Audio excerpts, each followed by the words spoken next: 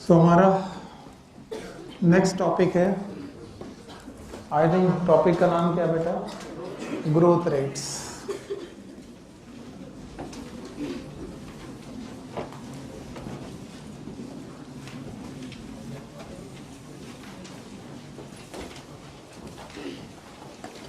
इसके पहले हम लोगों ने पढ़ लिया है, वो एक बार रिवीजन कर लीजिए थोड़ा सा जल्दी से।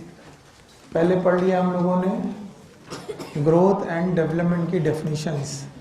ग्रोथ में मैंने पढ़ाया था increase in size of body, organ, tissue and cell, या फिर इंक्रीज इन नंबर ऑफ, ये पढ़ा रखा मैंने, ठीक है। फिर मैंने बोला था ग्रोथ में अगर जुड़ जाए डिफरेंशिएशन, क्या जुड़ जाए तो हो जाता है डेवलपमेंट। दो एग्जांपल पढ़ाए थे, एम्ब्रियोजेनेसिस, सीड जर्मिनेशन पढ़ाया था। फिर एक हेडिंग पढ़ाई थी, ग्रोथ इज इनडिटर्मिनेट। मैंने कहा था जितनी भी ग्रोथ ओपन है, कैसी है वो कैसी रहेगी? इनडिटर्मिनेट। उन्हें डिटरमाइन नहीं कर सकते कि वो कब तक होंगी विथ रिस्पेक्ट टू टाइम। फिर मैंने बोला था ग्रोथ इज मेजरेबल, क्या हम उसे मेजर कर सकते हैं? डायरेक्ट मेजरमेंट है कि इनडायरेक्ट? और इनडायरेक्ट मेजरमेंट के लिए हम लोगों ने एक मशीन दी थी ऑर्गन, और उसमें लेंथ, साइज, हाइट, ये पढ़ा था। फिर इसके बाद पढ़ा था फेजेस ऑफ ग्रोथ। कौन सा? फेजेस ऑफ ग्रोथ में हम लोगों ने पढ़ा था मेरिस्टेमेटिक फेज, इलांगेशन फेज, पक्का। फिर मैंने बताया था कैसे रूट नीचे की तरफ ग्रो कर रही है, लेकिन मैच्योरेशन टिश्यूज ज्यादा बढ़ रहे हैं तो एरो ऊपर की तरफ आते हैं, याद है आपको? अच्छा, वो पढ़ाने के बाद आज हम लोग पढ़ रहे हैं ग्रोथ रेट्स। बहुत आसान है, इतनी जगह से पढ़ रहे हो। Whenever there is a rate, rate शब्द जब भी मिला जाए, it is describe with respect to time, with respect to time.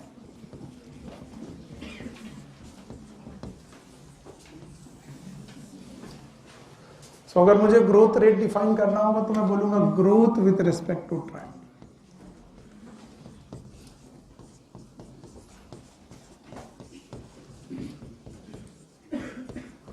It is growth with respect to time. It is known as growth rates. One thing more, growth को define करने का कोई direct तरीका है नहीं, और मेरे पास क्या है? इनडायरेक्ट। तो indirect growth can be change in length, change in area, yes और no, change in volume, change in number, सुना है ना? तो भाई ग्रोथ को डायरेक्ट नहीं पढ़ सकते, तो हम कैसे पढ़ सकते हैं? Change in length, what is delta L, delta A, पक्का। अब जरा इसको इस डेफिनेशन में चेंज करो, what is growth? It is change in length with respect to, if we are considering length, it is change in with respect to, change in with respect to time, change in number with respect. So growth can be anything that जो हम लोग indirect नाप रहे थे, क्या क्या नाप रहे थे? ड्राई वेट, फ्रेश वेट नाप रहे थे, ड्राई वेट नाप रहे थे, length, area, volume, size, number, surface area. तो ग्रोथ नापने का कोई एक तरीका एक है कि बहुत सारा? तो हम ग्रोथ को लंबाई से नाप सकते हैं। तो कल को मुझे बोला जाए व्हाट इज ग्रोथ, तो मैं कहूंगा ग्रोथ विद रिस्पेक्ट टू, और मैं यूं भी बोल सकता हूं it should be, it may be change in length with respect to time. ये ग्रोथ रेट है भाई, change in length with respect to time. Sir मेरा मन इससे नहीं बन रहा है, ठीक है, तो आप किससे लोगे? एरिया। तो what will the growth rate?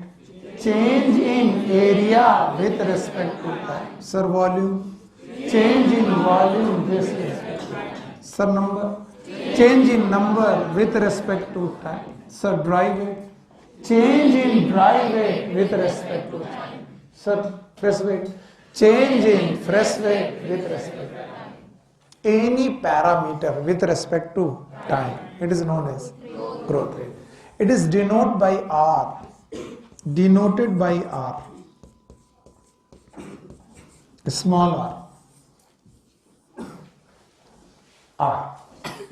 इसको हम लोग आर से डिनोट करते हैं। And natural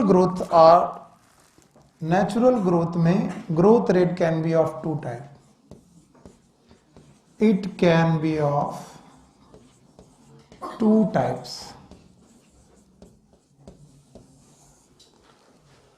natural growth rates में ग्रोथ रेट हमेशा दो प्रकार के डिफाइन किए गए हैं। One is known as arithmetic growth rate, arithmetic growth rate,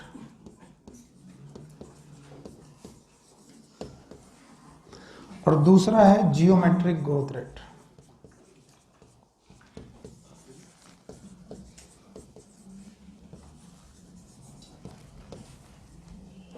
तो मैं आपसे बोलूं कि नेचुरल प्लांट में जो ग्रोथ रेट है, पहले उसकी डेफिनेशन बताओ, फिर उसके टाइप बताओ। आप लिए मुश्किल हो जाएगा, मुश्किल हो जाएगा, आसान है। What is growth rate?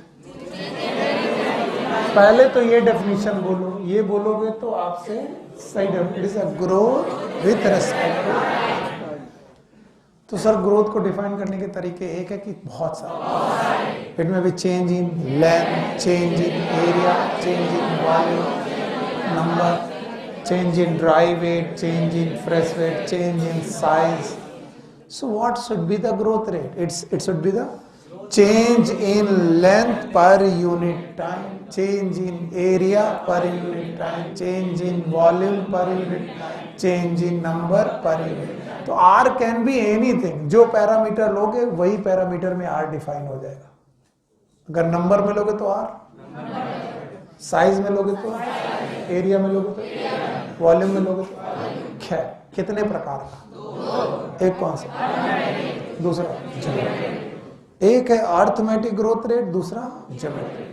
तो first of all we are going to define about the arithmetic growth rate. हटा दूं इसे। मैं दोनों ही ग्रोथ रेट एक साथ डिफाइन कर देना चाहता हूं। मैंने दो पार्ट में आपके बोर्ड को अलग अलग कर दिया। सबसे पहले arithmetic growth rate, what it means, ये कैसे डिफाइन होता है।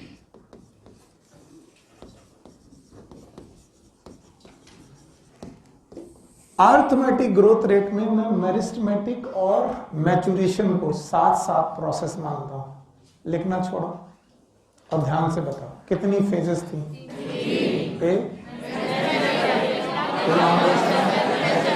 जब तक सेल डिवीजन है, जब नहीं है, जब मैचुरेशन हो गया, जब आप परमानेंट हो गए, मैचुरेशन।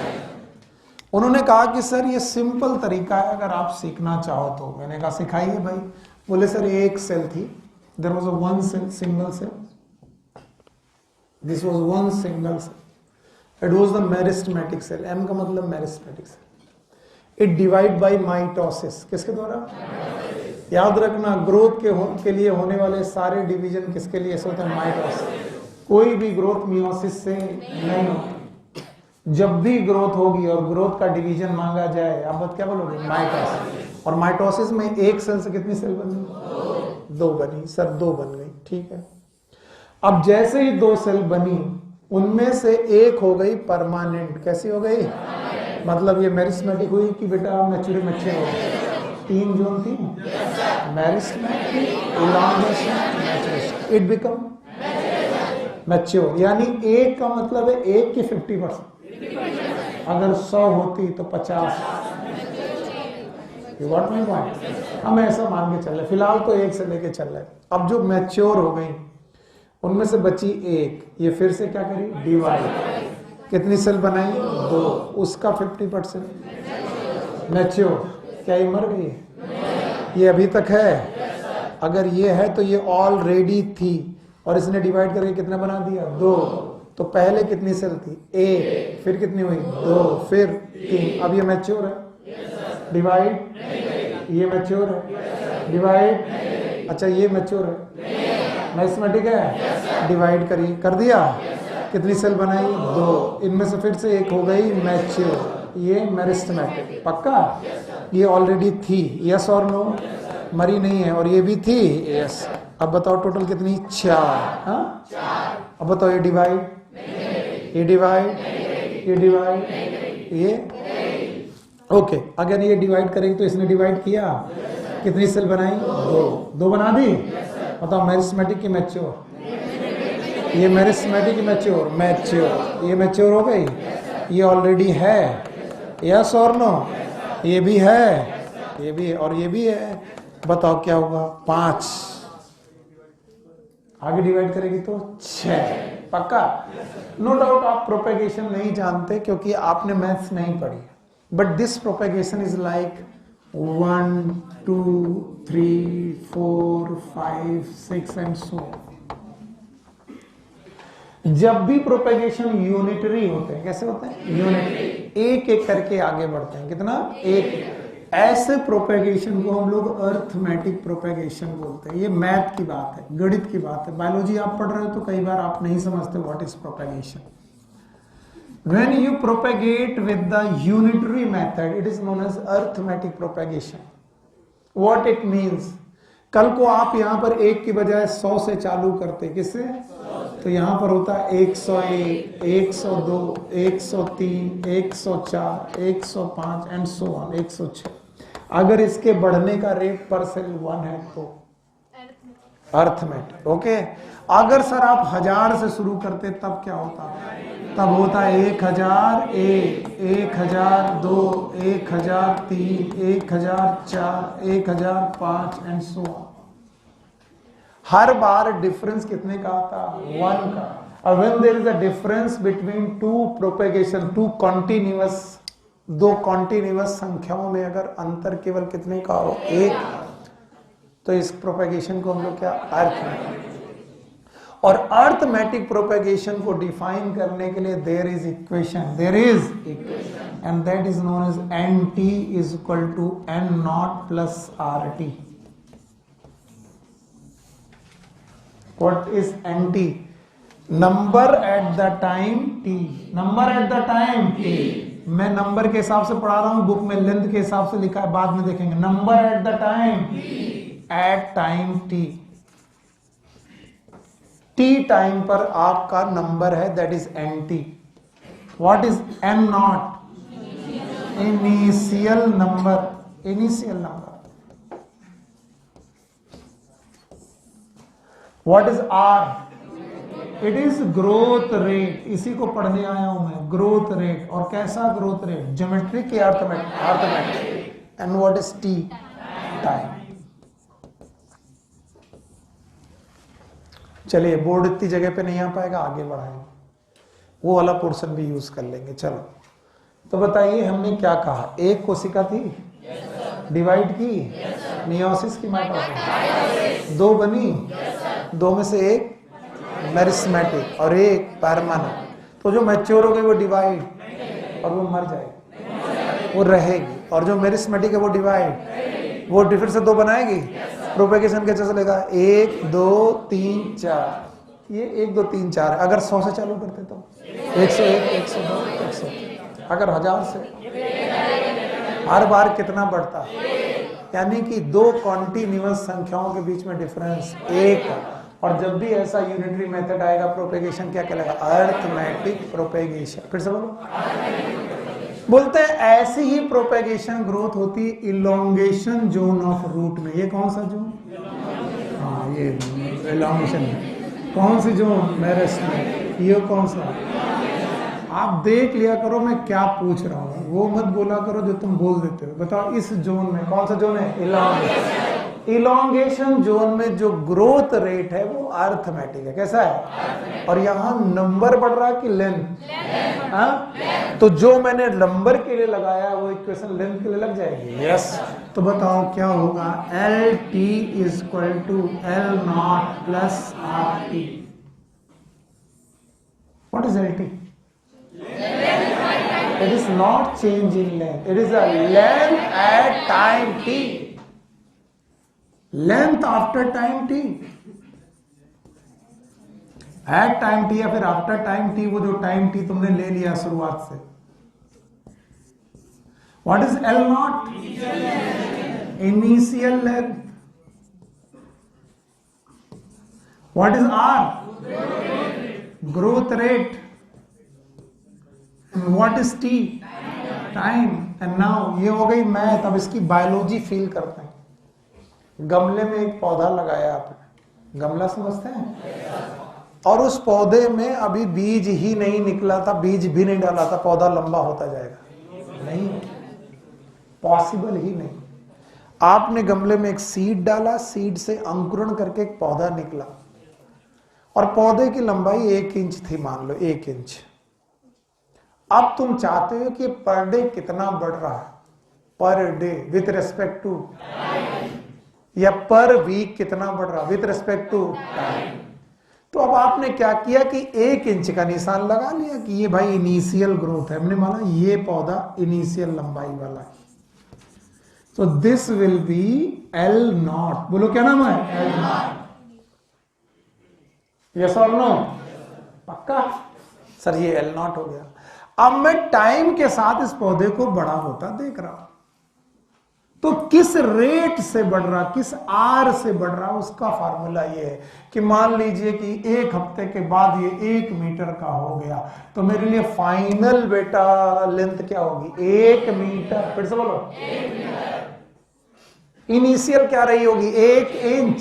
क्या रही होगी? 1 इंच। और इंच को तुम सेंटीमीटर वगैरह में बदल लो या मीटर में बदल लो, और उसके बाद क्या रहा होगा? आर, वो निकाल रहे। और टाइम कितना? We.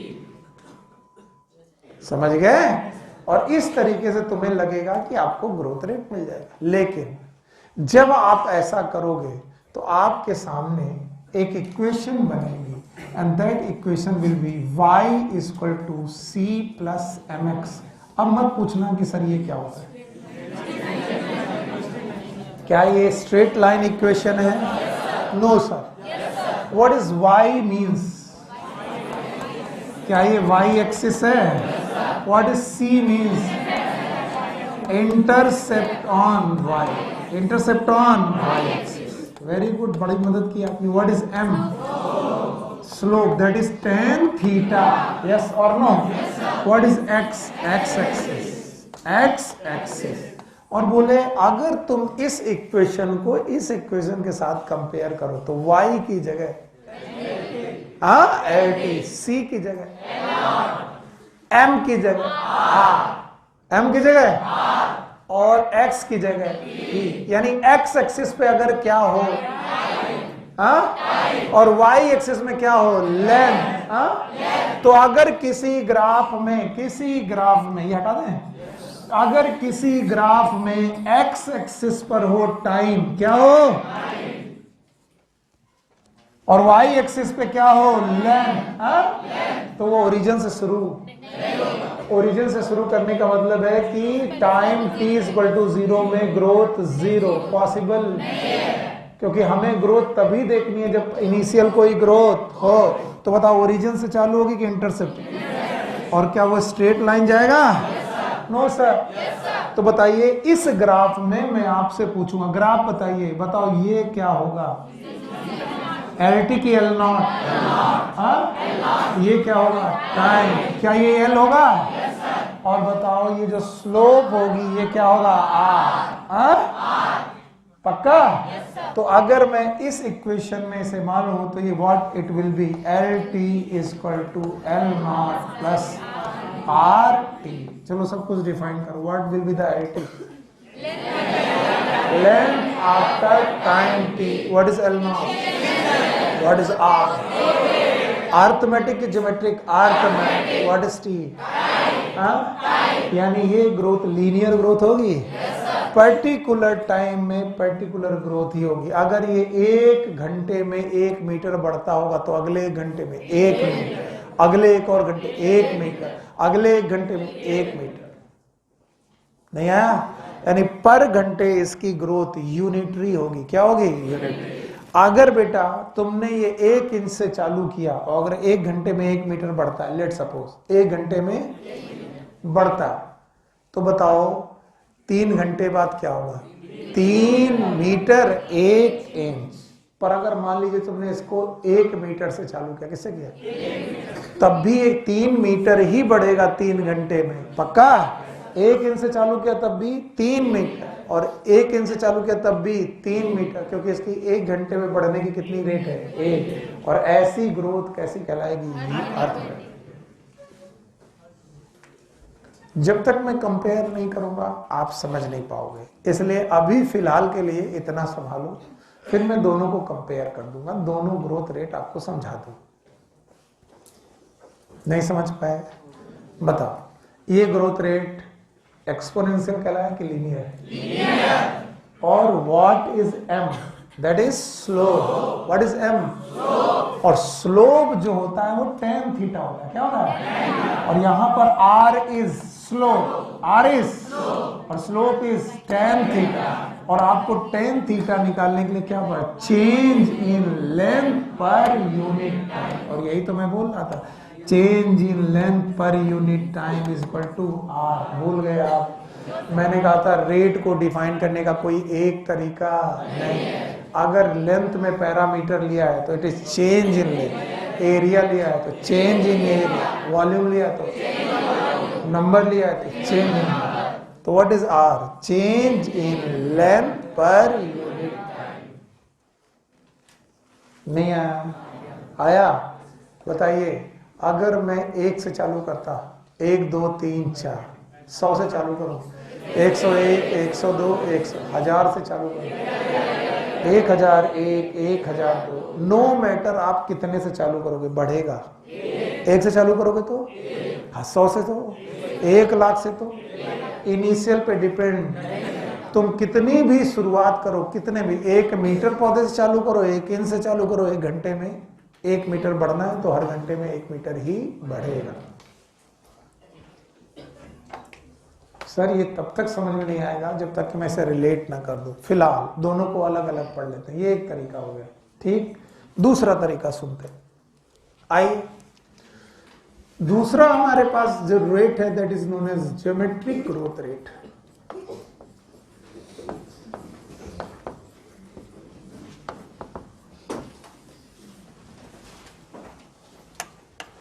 It is known as geometric growth rate. और ज्योमेट्रिक ग्रोथ रेट को समझने का तरीका देखिए। बोलते मेरे पास एक सेल थी, that was the meristematic, it was a meristematic cell.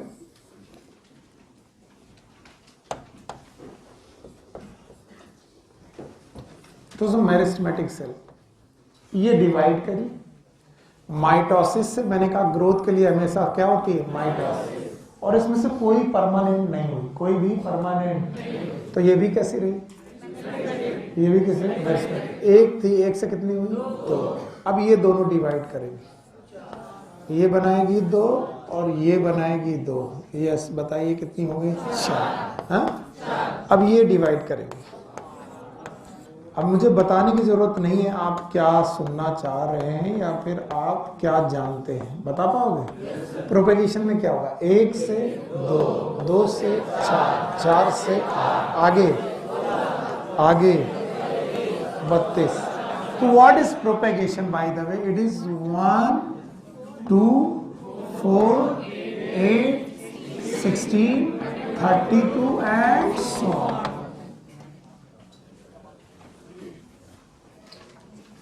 मजे की बात क्या है कि अगर 1 से 2 होने में 1 घंटा लगा है, तो 2 से 4 होने पर भी 1 घंटा, 4 से 8 होने पर 1 घंटा, 8 से 16 होने पर 1 घंटा और 16 से 32 होने पर भी 1 घंटा। यानी हर पर्टिकुलर टाइम में क्या? अपने अमाउंट का डबल, इनिशियल अमाउंट का डबल। अमाउंट का डबल की इनिशियल अमाउंट। तो अगर आपने ये चालू किया होता 100 से, किससे? 100 से, तो अगली बार 200, अगली बार अगली बार और अगर आपने चालू किया होता 1000 से, 2000, 4000। अब जरा इसे कंपेयर करो, मुझे बताओ, कंपेयर करो जरा। यूनिटरी मेथड वाला जो ग्रोथ थी उसमें 1 से चालू करो तब भी 1 2, 100 से चालू करो 101 102। अगर बेटा 1000 से चालू करो 1001 1002, यानी बढ़ता कितना था? 1। यहाँ 1 बढ़ रहा कि इनिशियल का डबल? इनिशियल का डबल। और ऐसे प्रोपेगेशन जिसमें पर्टिकुलर टाइम है, किसमें? पर्टिकुलर टाइम में चीजें अपने अमाउंट का डबल हो जाती हैं, उस प्रोपेगेशन को हम लोग बोलते हैं geometric propagation. This propagation is known as geometric propagation, और ज्योमेट्रिक प्रोपेगेशन और also known as exponential propagation. और एक्सपोनेंशियल प्रोपेगेशन को डिफाइन करने के लिए we have equation known as nt is equal to n naught e to the power rt। Define करते हैं nt at number at time t। अभी मैं number के रेस्पेक्ट में डिफाइन कर रहा हूं, number at time t, and naught it is initial number. E is natural log base और exponential constant।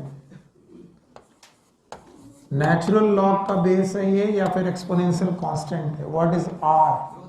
growth rate। बल्कि अब की बार growth rate जो है वो different है, वो था arithmetic, ये कैसा है? and this growth rate is also known as efficiency index। efficiency index। and what is t? time। it is known as nt is equal to n naught e to the power rt। और बोल रहे कि sir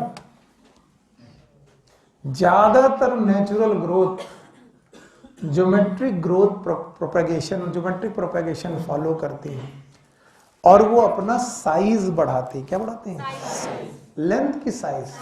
size मतलब area की volume, हाँ volume या फिर wait, volume या फिर वेट। तो कहते हैं अगर मैं इसे वेट मान के चलूं, क्या मान के चलूं, तो सर क्या डेफिनेशन हो पाएगी, क्या इक्वेशन होगी? तो मैंने कहा weight at the time t is equal to w naught e to the power rt। आपने देखा टाइम अपना गड़बड़ कर दिया। मैंने क्या कहा, जब लंबाई बढ़ रही होती इलॉन्गेशन जोन पे तो वो कौन सा फॉलो करती है? अर्थमेटिक। और जब आप बॉडी का साइज बढ़ा रहे हो, क्या बढ़ा रहे हो? साइज मतलब वेट बढ़ रहा, वॉल्यूम बढ़ रहा। बॉडी का साइज बढ़ने का मतलब क्या बढ़ा? वेट और वॉल्यूम। तो जब आप वॉल्यूम बढ़ाते हो तो क्या आता है? wt is equal to w naught e to the power rt। what is wt? weight at the time t। what is w naught? what is e? what is r? what is t?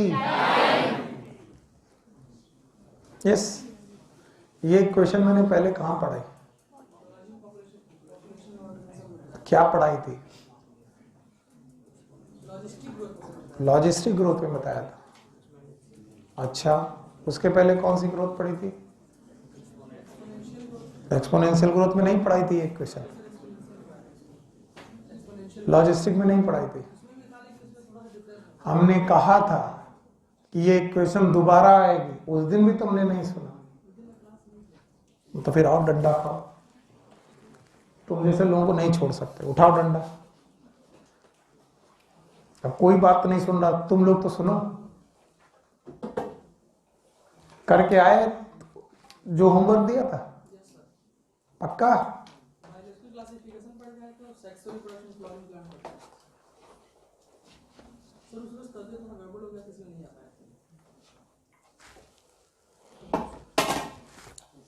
आप बिल्कुल सुधर जाओ। जो homework दें, जितने लोगों पे अपना बस चल सकता उनसे कहेंगे, बाकी भाड़ में जाए। अब बता देना तकलीफ हो तो कि सर हम नहीं कर पाएंगे, तो तुमको भी आउट करें। तब मैंने कहा था कि अगर मैं एक्सपोनेंशियल कांस्टेंट को कोई भी चेक न लगाऊं, क्या न लगाऊं? चेक। तो मेरे पास ग्राफ में एक तरफ होगा वेट, क्या होगा? तो वेट की जगह नंबर ले लो, वेट की जगह क्या ले लो? क्योंकि मैंने इसे किससे डिफाइन किया है? नंबर। और एक तरफ ले लो टाइम, बोलो क्या ले लो? और प्लीज ओरिजिन से शुरू। ओरिजिन का मतलब होता है जीरो, जीरो से ग्राफ शुरू, क्योंकि हमें इनिशियल कुछ लेना पड़ेगा। और ये ग्राफ बढ़ेगा जे, बोलो क्या बनेगा? जे। इस ग्राफ को अगर मैं मैथमेटिकली ड्रॉ करूं ना बेटा, ये हमेशा जे आएगा, इसमें ऐसा आ ही नहीं सकता। इट इज ऑलवेज जे, क्योंकि ये कहता है कि शुरुआत में 1 से 2 होने में 1 घंटा लगा, 2 से 4 होने में 1 घंटा और लगा, 4 से 8 होने में 1 घंटा और लगा, यानी शुरुआत में 1 से लेकर 8 पहुंचने में 3 घंटे लग गए, और 8 से 16 पहुंचने में 1 घंटा, यानी अभी 8 बढ़े तो कितने घंटे में? 1 घंटे में, और पहले 8 बढ़े तो 3 घंटे में। यानी शुरुआती ग्रोथ स्लो और फिर फास्ट। समझ गए? तो जितना आगे बढ़ोगे, अभी देखो 4 घंटे में 16 लोग हुए, अभी 1 घंटे में कितने? 16। 16 से 32 जाने पर 16। इसका मतलब टाइम कम लगेगा, ग्रोथ ज्यादा। और हमेशा ग्राफ कैसा आएगा? जे से। फिर से बोलो। पर मैंने बोला था पढ़ाते वक्त वहां पर भी कि J shape growth are ideal. फिर से बोलो। क्योंकि जब भी कोई नेचुरल ग्रोथ होगी तो रिसोर्स मांगेगी। क्या मांगेगी? खाने के लिए खाना और रहने के लिए जगह। पौधा ग्रो करना चाहे तो ये दिन दूना रात चौगुना बढ़े, बिल्कुल सही है। आज 1 मीटर मिल रहा, कल 2 मीटर मिल रहा, परसों 8 मीटर मिल रहा, फिर 16, फिर 32, लेकिन उसको रहने के लिए जगह है, जमीन में घुसने के लिए क्या है? रेजिस्टेंस। और इसलिए उसको मिलते हैं रेजिस्टेंस। और हर जगह की एक कैपेसिटी होती, नाम है कैरिंग कैपेसिटी। फिर से बोलो। चित्रांश बाबू, अगर कैरिंग कैपेसिटी आ गई पिक्चर में, खड़े हो, अगर कैरिंग कैपेसिटी पिक्चर में आ गई तो यही जे शेप जो कर्व है ये 4 फेज से होकर गुजरेगा। चारों फेज के नाम बताओ, एकदम साथ रहो। अगर कैरिंग कैपेसिटी पिक्चर में आ गई, अगर के आ गया, व्हाट इज के? व्हाई के हैपन? अगर आपको याद हो के क्यों हैपन हुआ था? क्योंकि मैंने बोला था there must be some resistance. ये बिटिया कैसा ग्राफ बना रही हो? ऐसे नहीं बनाते। ये वाला टाइम पैरा एक थोड़ा कम रखना पड़ेगा, फिर अचानक स्टीपर करना पड़ेगा। ये तुमने एस बना दिया। अरे पगलिया, ये किताब देख रही, उतार रही वही वाला। अभी हम पढ़ा नहीं पाए, हमने एस नहीं बनाया, तुम्हारा एस तैयार है। नाम क्या है? अच्छा, हम कहें तुम्हारा नाम कहीं सुनीता तो नहीं है? तो के बनाओ कंचन हो तो, कि तुम्हारा ग्राफ कुछ भी हो, हमारा के रहेगा। हाँ, मैंने कहा था अगर कहीं रेजिस्टेंस आ जाए, क्या हो जाए? रेजिस्टेंस। तो पहले होगा लैग, फिर एक्सीलरेशन, फिर डी एक्सीलरेशन और फिर एसिम्प्टोट। याद आया? तो मैंने कहा था ग्राफ एक्चुअली लैग से ही जाएगा, एक्सीलरेशन पे जाएगा, लेकिन जैसे ही वो कैरिंग कैपेसिटी पाएगा डी एक्सीलरेट होगा और स्टेशनरी। तो मैंने कहा था इसे इन 3 ग्राफ में बनाने की बजाय मैंने कहा था इसे ऐसे बनाएंगे। बनाएंगे? अब बताओ, ये वाला फेज लैग, ये एक्सेलरेशन, ये डी एक्सेलरेशन, ये एसिम्प्टोट। इसका नाम एसिम्प्टोट। चल चित्रांश बाबू, जितने जल्दी धरातल पे उतर आओ उतना अच्छा है। जितने जल्दी। अरे मेरी बातें तो बड़ी खराब लगती है लोगों को, बैठ जाओ, लगती है। तो जो ग्राफ जे शेप था, कैसा? That become S. बोलो कैसा? एस। और ये जो एस ग्राफ आपकी बुक ने बनाया है, इट इज आइडियल और प्रैक्टिकल? तो इक्वेशन यही है, W T equal to W naught E to the power R T, but it will give 2 graph. One is J, another one is without resistance, J shape with resistance. और जब S shape आएगा तो पहला phase lag, और दूसरा log. फिर से बोलो। तीसरा स्टेशनरी। हालांकि मेरे बच्चे जानते हैं ये 3 नहीं है, 4 है। याद है? पहला lag, acceleration, D acceleration, asymptote. आपकी बुक में 3 ही दिए गए होंगे, लैग, लॉग, स्टेशनरी। लेकिन बुक एक नहीं चलती एनसीईआरटी की, 2 चलती है। यही इक्वेशन जब आपको इकोलॉजी में पढ़ाते हैं तो बोलते हैं ये कौन सा है, लैग, फिर फेज ऑफ एक्सीलरेशन, फिर डी एक्सीलरेशन, फिर एसिम्प्टोट। तो बताओ ग्राफ की शक्ल जे है कि एस? और इस ग्राफ को उन्होंने क्या नाम दिया, सिग्मॉइड। फिर से बोलो।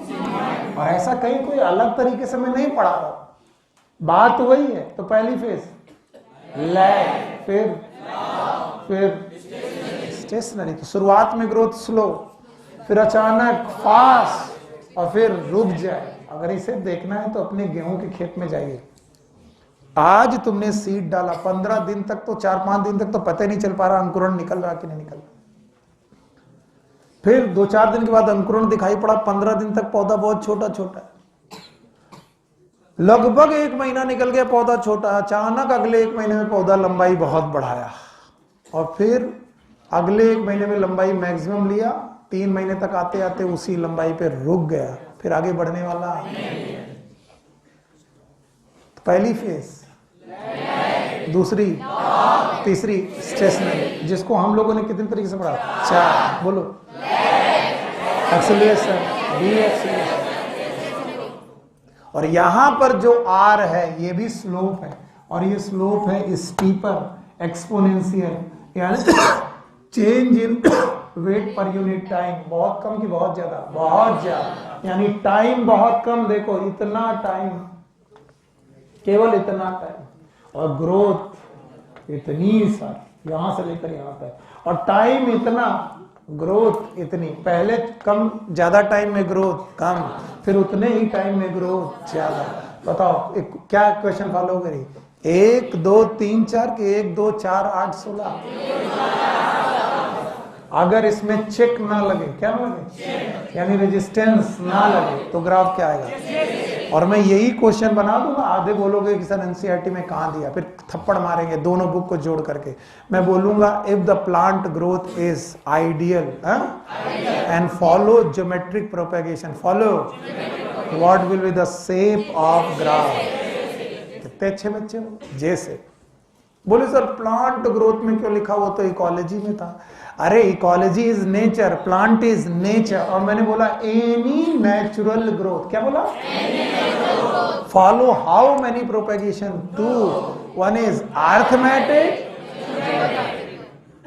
Arithmetic propagation, it is 1 2 3 4, unitary और geometric 1 2।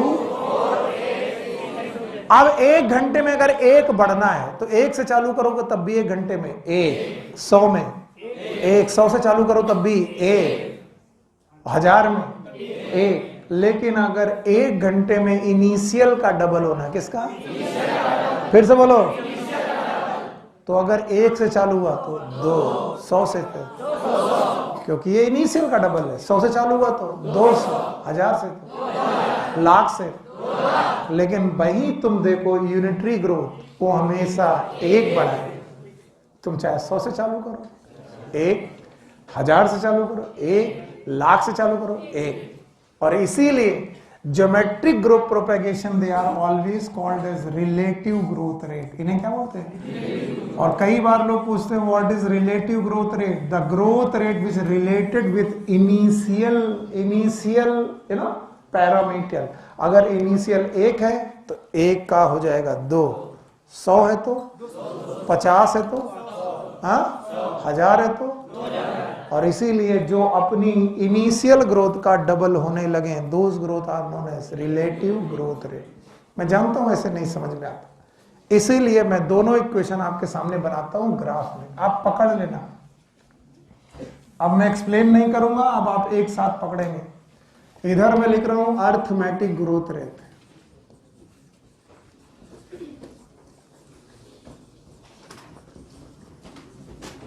It is again R, पर इन दोनों आर में डिफरेंस है। दूसरा है geometric growth rate,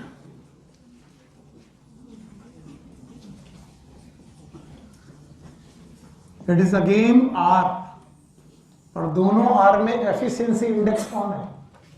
geometric growth. Okay, चलिए दोनों को दिखाने का तरीका, स्टार्ट विथ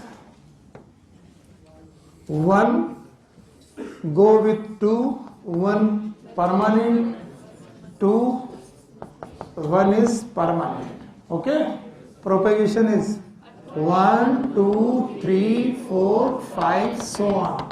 यानी पर्टिकुलर टाइम, अगर ये टाइम 1 घंटे का तो 1 घंटे में 1 से, फिर अगले घंटे में 2 से, अगले घंटे में 3 से, टाइम वही रहेगा, ग्रोथ हमेशा यूनिटरी। इक्वेशन इज, ऐसे प्रोपेगेशन का नाम अर्थमेटिक प्रोपेगेशन। क्या इसकी मैथ बायोलॉजी से कोई लेना देना नहीं, इसको मैथ में डिफाइन किया गया, N T is equal to L naught plus R T. अगर तुमने linear expansion of the rod कभी पढ़ा हो, हीट एंड थर्मोडायनेमिक्स में पढ़ा है, कुछ नहीं आता तो। L T is equal to L naught plus delta L delta T कभी पढ़ा है? अगर मैं रॉड को टेम्परेचर दूं, रॉड लंबी होती है, इसका इक्वेशन नहीं जानते हो? What is the equation? Alpha delta T. What is delta T? Change in time. What is alpha?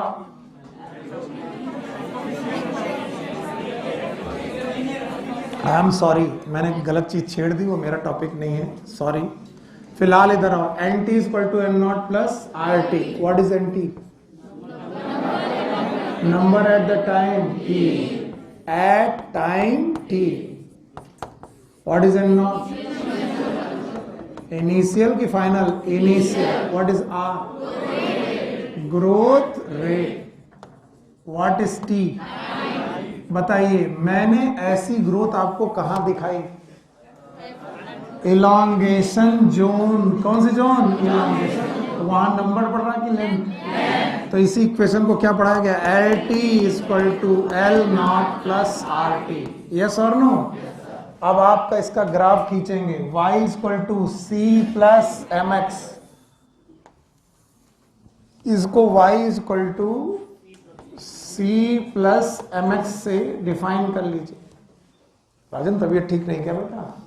तो वैसे क्यों लेट जा रहे हो? ऐसा क्या तकलीफ हो गई? थोड़ा बैठो आराम से। 3 दिन से डायरिया है, फिर भी पढ़ाने आ गए, समझते हो?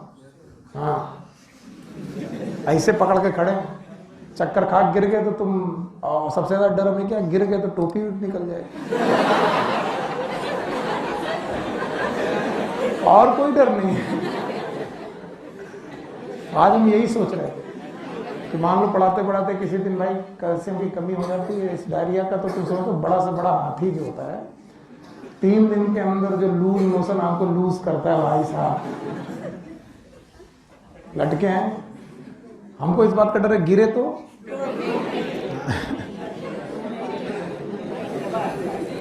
राजन देख रहे, अच्छा कहा है, खजाना है क्या?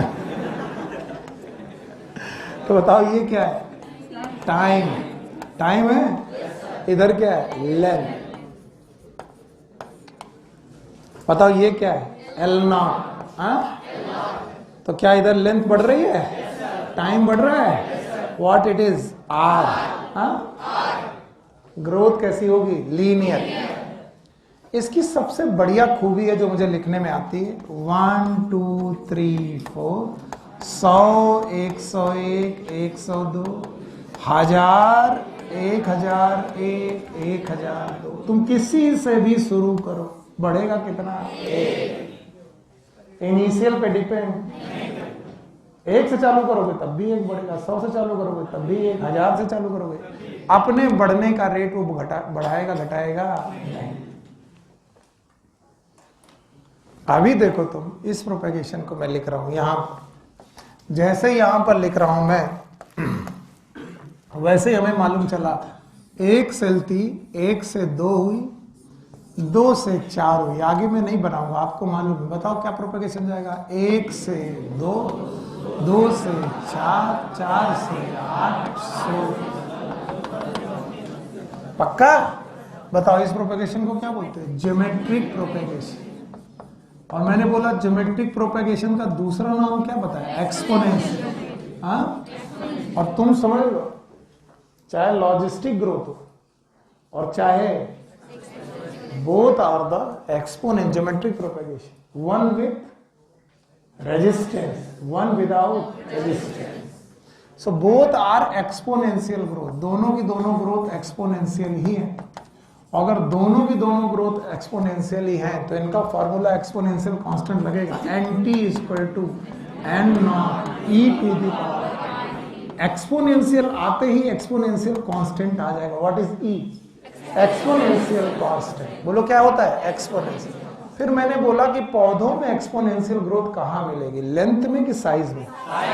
हाँ, साइज। तो जो पौधे अपना ग्रोथ बढ़ाते हैं वो साइज में जब बढ़ाते हैं तो एक्सपोनेंशियल बढ़ाते हैं। तो साइज में वेट बढ़ता है, तो मैंने बोला WT equal to W naught e to the power. मैंने WE क्यों लिया? क्योंकि एनसीईआरटी ने W लिया है, तो मैंने वेट ले लिया। अब मैंने कहा वेट और टाइम के बीच का एक ग्राफ बनाओ। मैंने बनाया और मैं जानता था जवाब लोग रट्टा वाला देंगे। मैंने कहा ओरिजिन से चालू करो। ओरिजिन से चालू करने का मतलब है तुम ये मान के चल रहे हो वेट 0 था तो पौधा था ही नहीं, तो कैसे बढ़ जाएगा? तो कुछ तो मान के चलना पड़ेगा। फिर इधर क्या लिया मैंने? टाइम। मैंने कहा ग्राफ बनेगा जे से। लोगों ने कहा नहीं सर बुक में तो लिया है एस, आपने जे क्यों बनाया? मैंने कहा जे ही बनेगा। अगर मैं मैथ को सही मानूं, बायोलॉजी ना मानूं, तो मैं मानूंगा कि इसमें कोई रेजिस्टेंस, और दिन दूनी रात चौगुनी बढ़ेगा। 1 से 2, 2 से 4, 4 से 8, 8 से 16। शुरुआत में कैसे बढ़ेगा? स्लो। ये कैसी फेज होगी? लैग। लैग। फिर कैसी होगी? लॉन्ग। पक्का? पर मैं जानता हूं this will be the ideal. बोलो क्या होगा? क्योंकि दुनिया में कोई भी चीज ग्रोथ एक्सपोनेंशियल तो होगी but at a certain limit. उसके बाद आ जाती कैरिंग कैपेसिटी। याद आया? उसके बाद अगर कैरिंग कैपेसिटी आ गई तो बेटा ग्रोथ कैसी होगी? पहली लैग, फिर एक्सेलरेशन, और फिर डी एक्सेलरेशन, और फिर ए से। तो मैंने जो पीला ग्राफ बनाया है, क्या ये आइडियल है कि प्रैक्टिकल है? हाँ, प्रैक्टिकल। ये प्रैक्टिकल ग्राफ है। और जब आप प्रैक्टिकल ग्राफ के बारे में सोचोगे तब आपको लगेगा equation is the same. May produce J, may produce S, when produce J? Ideal when there is no resistance, and when produce S? When we consider is resistance. तो आपकी एनसीईआरटी ने बोला है पहली फेज लैग, दूसरी law, तीसरी station. तो इन्हीं एनसीईआरटी से कहो कि बहन आप दूसरी एनसीईआरटी में से 3 नहीं, कितनी फेज बोलते? 4। पहला लैग, एक्सीलरेशन। तो भैया यहां पर भी आर है और यहां पर भी आर है। दोनों आर सेम की अलग अलग? ये कैसा? अर्थमेटिक। ये कैसा? हाँ, इसी का नाम हमने क्या रखा? Efficiency index. Why efficiency index? क्योंकि हम प्रैक्टिकल बात मान के चल रहे हैं, और प्रैक्टिकल बात ये है कि ग्रोथ हमेशा एक्सपोनेंशियल नहीं हो। कुछ दिन बाद डिपेंड करेगी कितने बढ़ रहे कितने घट रहे, एनाबोलिज्म और कैटाबोलिज्म का difference, and that will be known as efficiency. अगर बढ़ता ही चला जाए तो एफिशिएंसी नहीं है, एक्सपोनेंशियल इंडेक्स हो जाएगा। Why it is known as efficiency? क्योंकि कुछ देर के बाद ग्रोथ कम होने लगेगी और फिर क्या हो जाएगी? स्टेबल। अब कंपेयर करो, यहां चालू किया था 1 तो 1 बढ़ा था। अब यहां चालू करोगे 1 तो 1 पहले बढ़ा, 2 हुआ, फिर 4 हुआ, फिर 8 हुआ, फिर 16 हुआ। अगर 100 चालू किया तो 200 हुआ, 400 हुआ, 800 हुआ, और 1000 से लिया तो 2000 हुआ, 4000 हुआ, 8000 हुआ। यानी आप अपने इनिशियल का क्या कर रहे हो? डबल। यहां पर भी इनिशियल, यहां इनिशियल का डबल। तो यहां तुम 1 से चालू हो तब भी 1, 100 से चालू हो तब भी 1, 1000 से चालू हो तब भी 1। पर यहां ऐसा 1 से चालू हुआ तो डबल, 100 से चालू हुआ तो 100 का डबल, 1000 से चालू हुआ तो 1000 का। And that's why this R is also known as relative growth rate. फिर से बोलो। And why this is known as relative growth rate? Because it can be related by their initial. बोलो किससे? इनिशियल। क्या इस ग्रोथ रेट को हम लोग इनिशियल से रिलेट कर पाएंगे? अगर इनिशियल 1 है तो 2 होगा, 100 है तो 200 होगा, 1000 है तो 500 है तो 1000। तो अपनी इनिशियल का आप 2 पौधे रखो सामने, एक की लंबाई देख रहे हो और एक का साइज। जब तुम लंबाई देख रहे हो तो 1 घंटे में 1 मीटर बढ़ रहा मान लो, वैसे तुम बढ़ना बेवकूफी, 1 मीटर बढ़ेगा ही नहीं, मैं बोल रहा हूं 1 घंटे में 1 मीटर बढ़ रहा, तो अगले 1 घंटे में 1 मीटर, अगले 1 घंटे में तुम चाहे 10 मीटर से चालू किए हो चाहे 1 इंच से चालू किए, पक्का। लेकिन जब तुमने साइज देखी तो 1 घंटे में डबल हो रहा। तो अगर मान लीजिए कि वो 1 किलोग्राम का था तो 1 घंटे में 2 किलो, और कहीं वो 100 किलोग्राम का था, तो इसका मतलब साइज अपने इनिशियल का। तो दोनों ग्रोथ रेट एक ही जैसे कि अलग। You got my point? समझ में आया? और अगर आपको समझ में आ गया तो ये दोनों इक्वेशन है, और दोनों इक्वेशन आपकी बुक में दी गई है। इसमें कहीं कोई डाउट हो तो बताओ। अच्छा, एक चीज बोले तो थोड़ा सा लीव दोगे? शाम की क्लासेस कुछ दिन ना करो, 2-3 दिन। मेरी तबीयत थोड़ी ठीक हो जाएगी। सुबह की क्लासेस के लिए लेकिन आना, क्योंकि ये चैप्टर कंप्लीट करना है। हम लोग का उधर क्या वक्त चल रहा है? अब मेरी ठीक नहीं है हालत, मैं तुम्हें सही बताऊँ। एनवायरमेंटल इशू 2-3 दिन इस हफ्ते के अंदर अंदर मैं थोड़ा रिप्लेनिश कर लूंगा अपनी बॉडी को, तो ठीक हो जाएगा। मंडे से कर लें? हाँ, राजन तैयार है। हाँ, पूछेंगे क्या यार, तुम देख रहे हो? पूछेंगे। 4 लोगों ने हाथ उठाया, किससे पूछेंगे? अंधे के आगे रो, अपने नैना खो।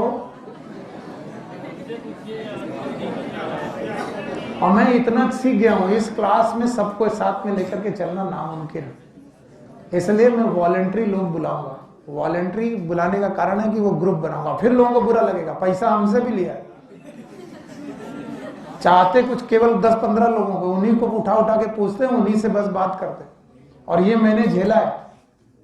मेरे टीचर क्या करते थे कि वो पर्टिकुलर कुछ लड़कों से ही क्वेश्चन पूछते थे, मुझसे पूछते नहीं थे। तो हम एक दिन खिसिया के उनके पास गए, हमारे गुरुदेव तो तुम जानते हो। हमने कहा पैसा तो हमसे भी लिया है,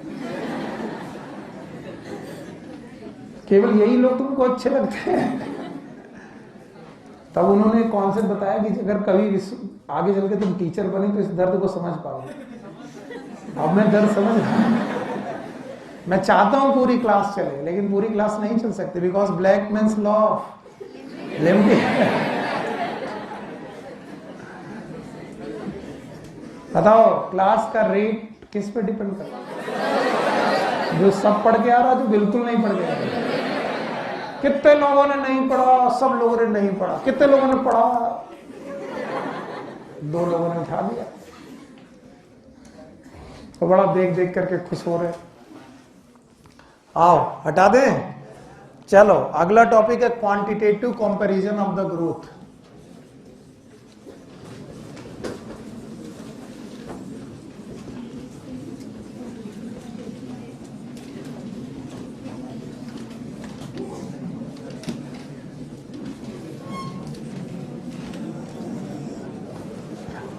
अभी जो मैंने तुम्हें पढ़ाया था, प्लीज टाइम मत देखें,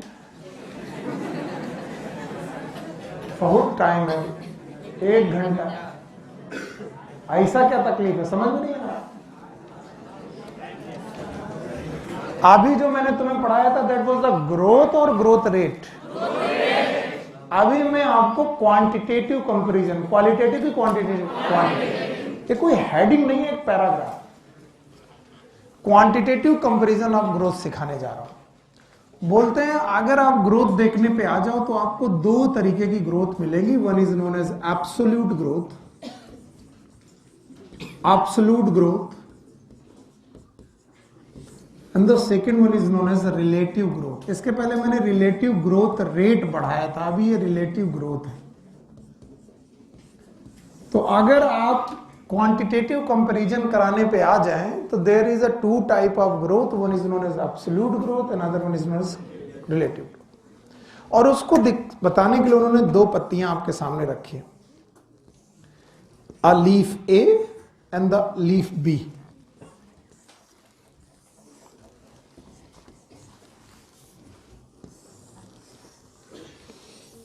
पेज टर्न कर लीजिएगा तो आपको समझ में आ जाएगा कि कहां पर बनी है। ये रही लीफ बी।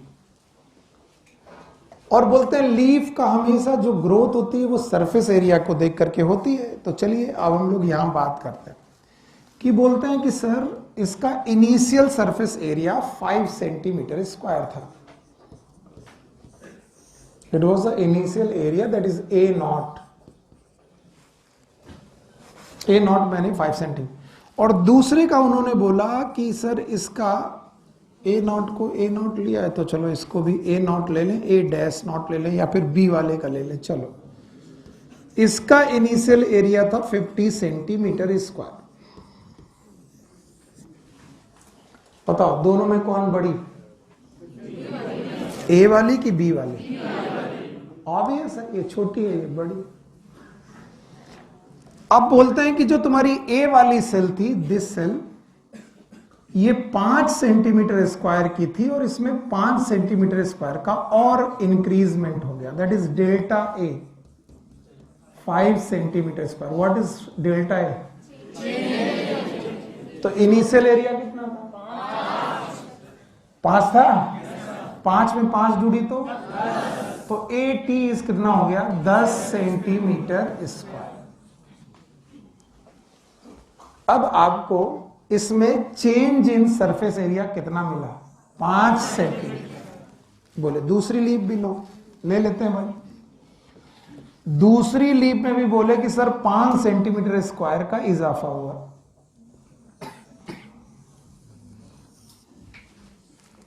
बोले इसका डेल्टा ए भी 5 सेंटीमीटर स्क्वायर है, तो इसका जो 80 हुआ इट इज 55 सेंटीमीटर स्क्वायर। अब अगर मुझे इन दोनों पत्तियों की एब्सोल्यूट ग्रोथ बताई जाए, एब्सोल्यूट ग्रोथ, तो मैं बोलूंगा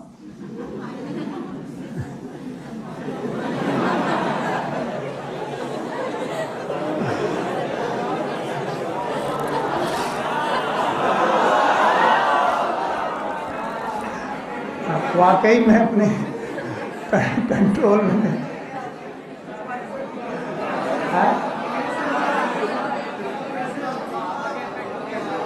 ऐसे बेटा मुझे ख्याल आने लगे आजकल।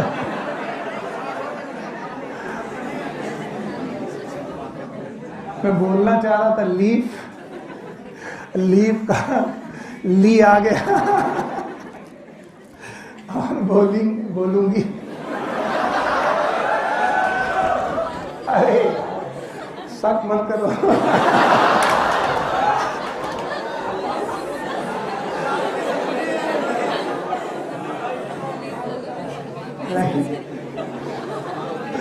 अच्छा, इसकी एब्सोल्यूट ग्रोथ कितनी है? 5 सेंटीमीटर स्क्वायर। और इसकी एब्सोल्यूट ग्रोथ कितनी है? 5। डायरिया का इफेक्ट ब्रेन में भी पड़ता है।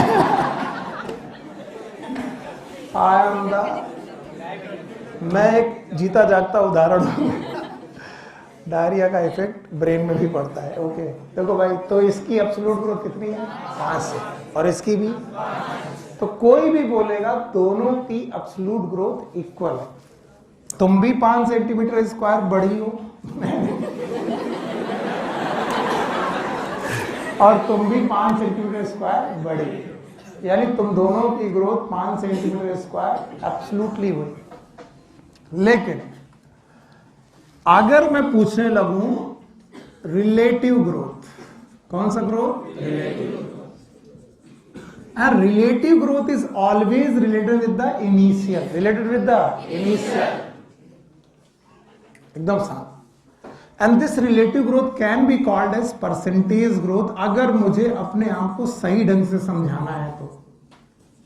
अगर मैं अपने हिसाब से सही ढंग से समझना चाहता हूं तो it is known as percentage growth, and that can be related with the initial parameter. अब इनिशियल पैरामीटर से रिलेट करोगे तो परसेंटेज ग्रोथ हो सकती है। तो जो ए सेल थी, ए, उसका परसेंटेज ग्रोथ निकालते हैं। It is change in area upon initial area into 100, that's it. ये निकालो।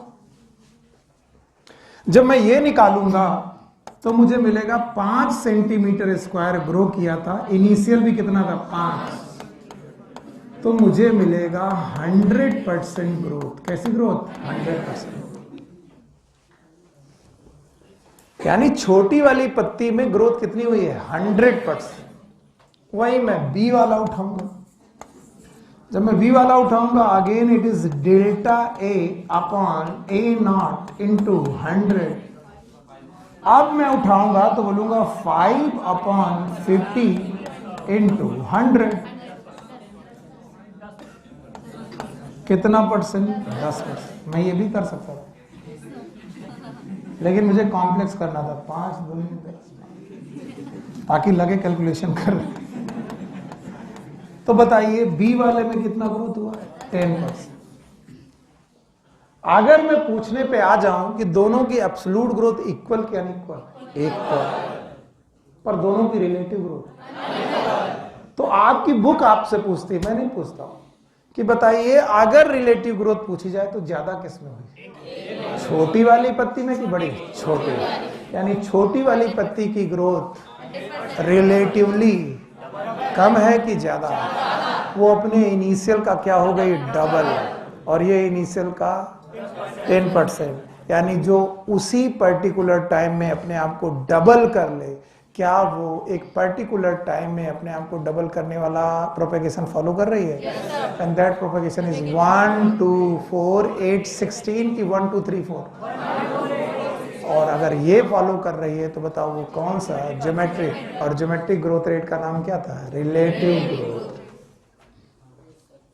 तो अगर वो तुमसे क्वेश्चन पूछेंगे कि बताओ दोनों की एब्सोल्यूट ग्रोथ कितनी?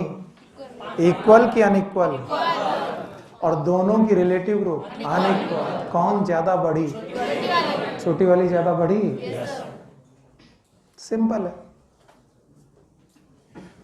समझ में आया? तो आपको समझ में आ गया कि जब भी क्वांटिटेटिव कंपैरिजन करोगे तो क्वांटिटेटिव कंपैरिजन में इनिशियल का रिलेट करोगे। अगर तुम इनिशियल का रिलेट कर पा रहे हो then it is growth, this growth is fine. अगर इनिशियल का रिलेट नहीं कर पा रहे हो, अगर तुम परसेंटेज ग्रोथ के हिसाब से निकल रहे हो तो वो रिलेटिव ग्रोथ है। और अगर उसकी क्वांटिटी में देख रहे हो दोनों 5-5 तो एब्सोल्यूट ग्रोथ बराबर। और दोनों 5-5 होने के बावजूद भी एक 100% और एक 10%। तो आपको सच में सही ग्रोथ कौन सी पता होनी चाहिए? एब्सोल्यूट की relative? Relative growth is the real growth. आप अपने इनिशियल से कितना बढ़ गए। नहीं आया? आ गया। एक बंदे ने 5 रुपए लगाकर 5 रुपए कमाए, एक बंदे ने 50 रुपए लगाकर 5 रुपए कमाए। दोनों का लाभ बराबर है 5 रुपए का। कितने का? 5। पर एक का लाभ अपनी मूलधन से डबल है कि नहीं है? तो हम बोलेंगे किसका व्यापार अच्छा है? जिसने 5 रुपए लगा के 5 रुपए कमाए, 100% बेटा लाभ है। और जिसने 50 रुपए लगाकर 5 रुपए कमाए, 10% का लाभ है। तो percentage growth are the absolute growth और रिलेटिव ग्रोथ है। रिलेटिव हटा दे। Thank you very much. हटा दे रहे। Now the conditions for the growth.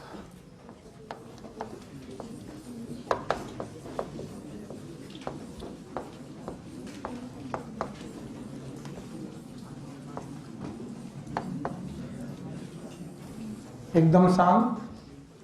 Conditions for the growth are the factors.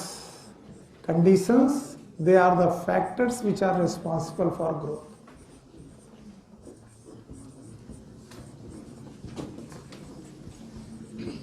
और कुछ लोग इन्हें रट्टा मारते हैं। कुछ बच्चे होते हैं जो कहते हैं कि सर हम इसे करा के देख लेते हैं। मैंने कहा बेटा ये सीड लो, सूखा सीड, इस पे पानी डालो और फिर इसको अंकुरित होने दो और इसकी ग्रोथ देखो। और तुम देखो इसे इस ग्रोथ के दौरान किन किन चीजों की जरूरत हुई। तो तुम मुझे बताओ क्या क्या जरूरत हुई। तो वो बोलेगा सर पहली चीज तो वाटर है, दूसरा सर ऑक्सीजन, तीसरा सर न्यूट्रिएंट। बोलो क्या? अगर बेटा इस सीड में न्यूट्रिएंट ना होता, बताओ सीड ग्रो करता कि नहीं? अगर बेटा इस सॉइल में मिनरल ना होते, अरे अगर इस सॉइल में मिनरल ना होते, बंजर भूमि होती, ग्रो करता कि नहीं करता? तो मिनरल न्यूट्रिएंट दो प्रकार के, एक ऑर्गेनिक और एक इनऑर्गेनिक। ऑर्गेनिक वाला पौधा खुद लिए बैठा है, इनऑर्गेनिक सॉइल्स। इसके अलावा आपको चाहिए लाइट, क्या चाहिए? और चाहिए टेम्परेचर, बोलो क्या चाहिए? और बेटा चाहिए ग्रेविटी, क्या चाहिए? कुछ लोग बोलेंगे हैं ये क्या बात बोल रहे हो? यस, रूट हमेशा ग्रेविटी की तरफ और स्टेम हमेशा ग्रेविटी के अगेंस्ट। पहले फैक्टर लिखो, बताओ कौन कौन से? Water, oxygen, nutrient, light, temperature. ये सारी कंडीशंस हैं जो आपके लिए ग्रोथ करके देंगी, जो आपको ग्रोथ के लिए रिस्पॉन्सिबल बनाएंगी। अगर आपको ग्रोथ करना है तो क्या क्या चाहिए? कंचन बेटा आप छोड़ दो, अब पत्ती देखना छोड़ दो, अब इधर देखो। अभी तक तुम पत्ती ही में पड़ी हो। बताओ कौन कौन से फैक्टर?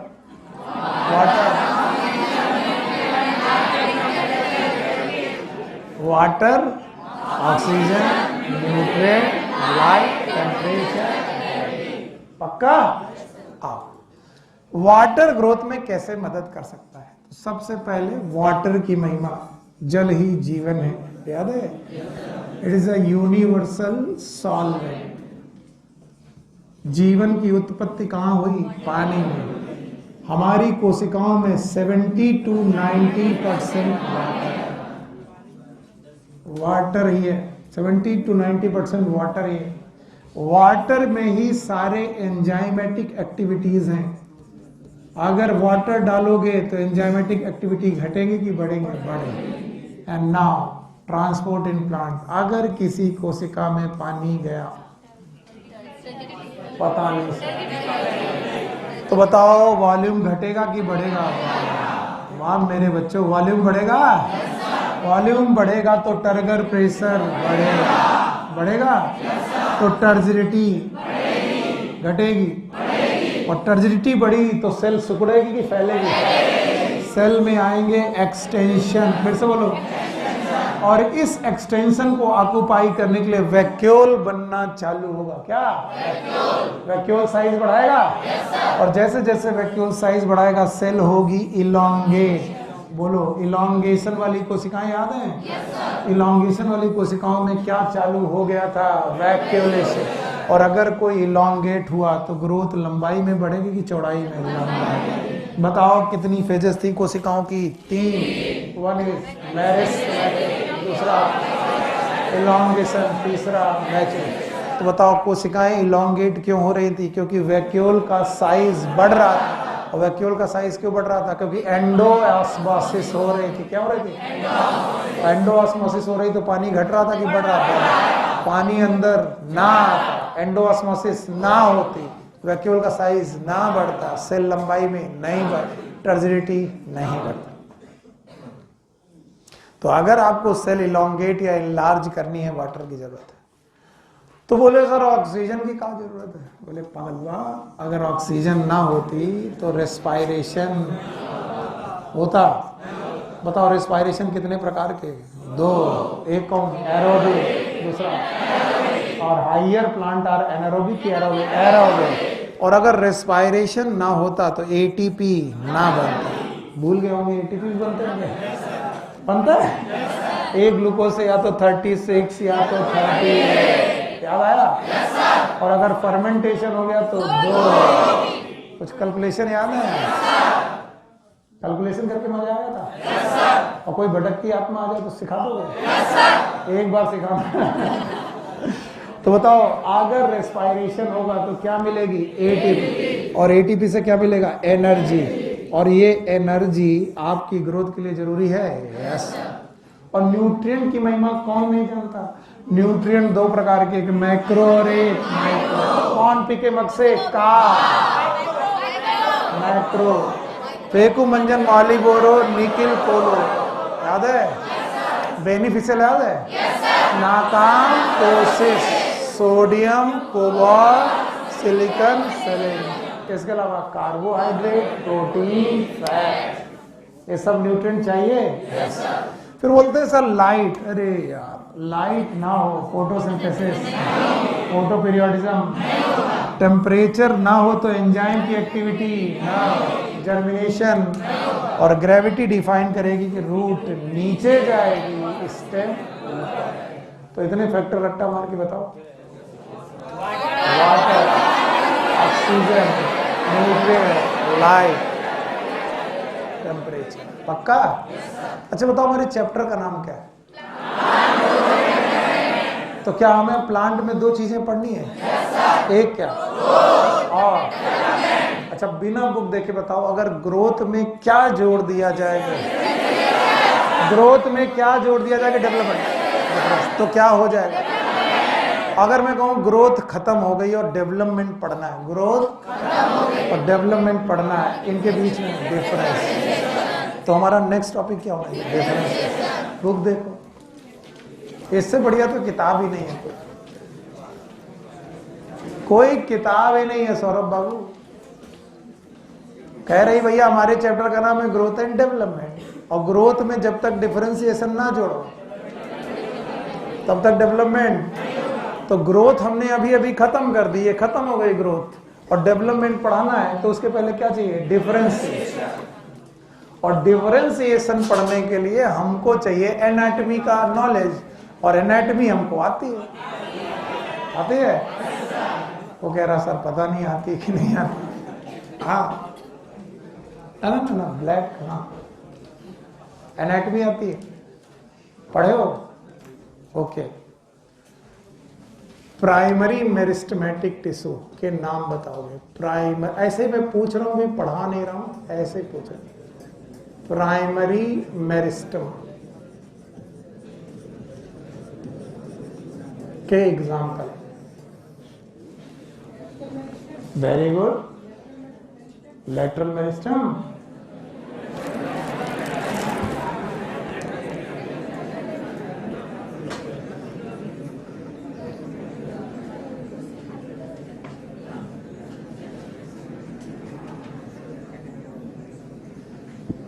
तुमने एनाटॉमी मुझसे पढ़ी थी? एग्जाम इस साल नहीं देना, अगले साल देना।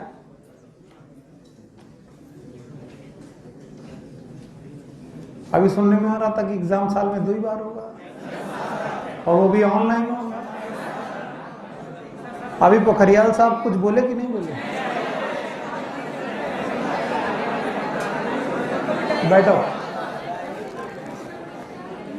अरे छोड़ो यार, अरे छोड़ो। बताओ ई का है? Apical meristem. बताओ ई का है? Apical meristem. बताओ ई का है? ये सब प्राइमरी मेरिस्टेम है। बचपन से प्रेजेंट है, बाद में आया है, बचपन से। क्या ये कभी एम्ब्रियोनल एक्सिस में हुआ करता था? अब ध्यान सुनना, इस प्राइमरी मेरिस्टेम का नेचर है कि वो सेल डिवीजन करेगा, और जैसे ही सेल डिवीजन करेगा न्यू सेल बनेगी, ब्रांड न्यू सेल। एकदम सही। अब इस नई सेल में मॉडिफिकेशन होंगे। क्या होंगे? मॉडिफिकेशन।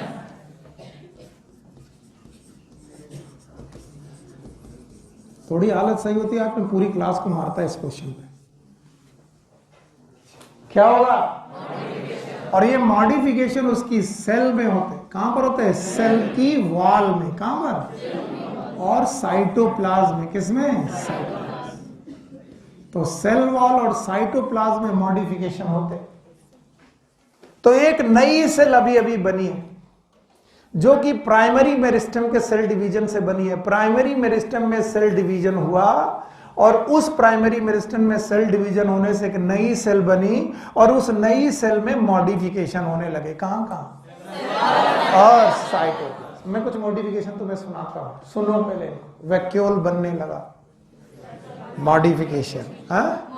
सेल वॉल में डिपॉजिट होने लगा, मॉडिफिकेशन। तो सेकेंडरी डिपोजिशन इज मॉडिफिकेशन। और उसकी वजह से ये कोशिका हो गई परमानेंट। कैसी हो गई? परमानेंट अगर हो गई तो बताओ इसने सेल डिवीजन चालू रखा कि बंद कर दिया? हाँ सर, सेल डिवीजन तो इसका हो गया स्टॉप, और सेल डिवीजन अगर स्टॉप हो गया तो ये परमानेंट हो गई और ये फंक्शनली स्पेशलाइज्ड हो गई। फंक्शनली क्या ये फंक्शन करने लगी? और फंक्शनली स्पेशलाइज्ड हो गई और सेल डिवीजन जारी रहा कि बंद हो गया? तो बताओ इन्हीं मॉडिफिकेशन का नाम क्या कहलाएगा? Differentiation.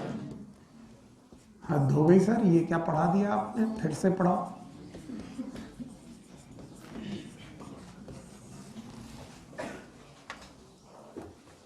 Differentiation is known as any modification, मेरे साथ बोलो, in the cell wall and in cytoplasm of newly formed cell, बोलो क्या? By primary meristem which specialize them for particular function, which specialize them for particular function। पूरा तो बुलवा ही लूंगा मैं, specialised for particular function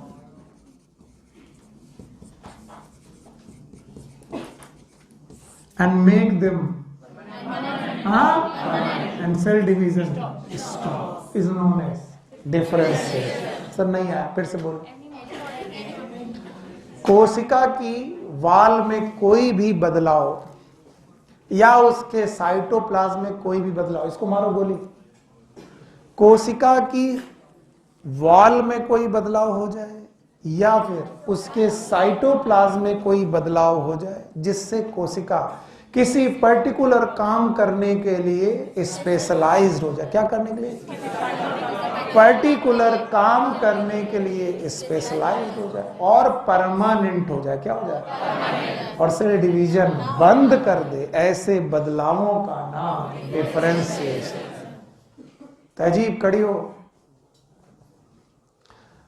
tell me any five permanent tissue.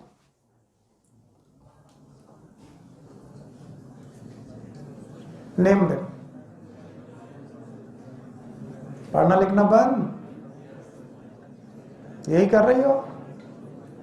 जैसे जैसे एग्जाम आएगा वैसे वैसे पढ़ना लिखना बंद।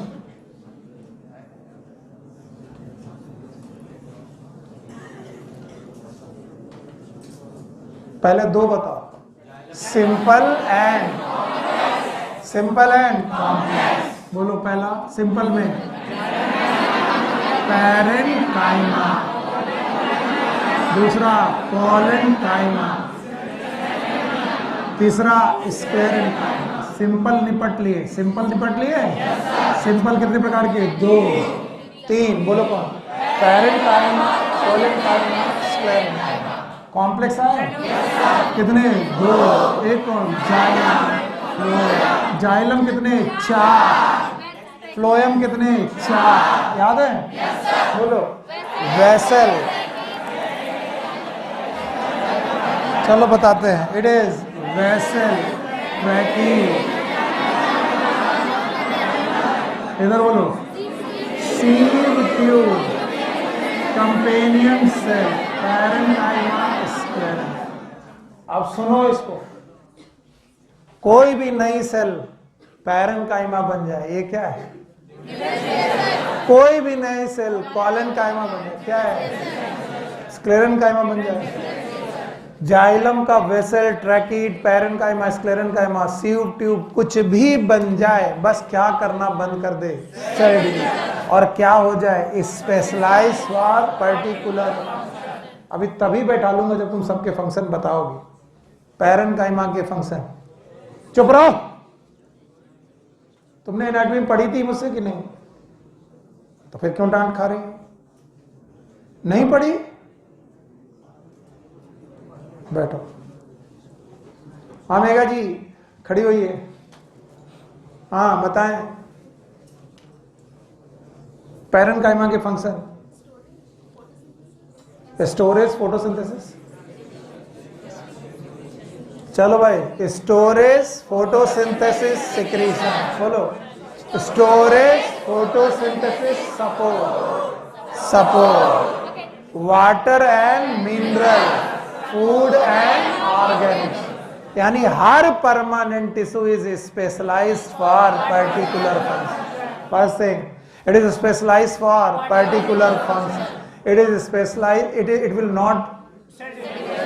will not perform cell division.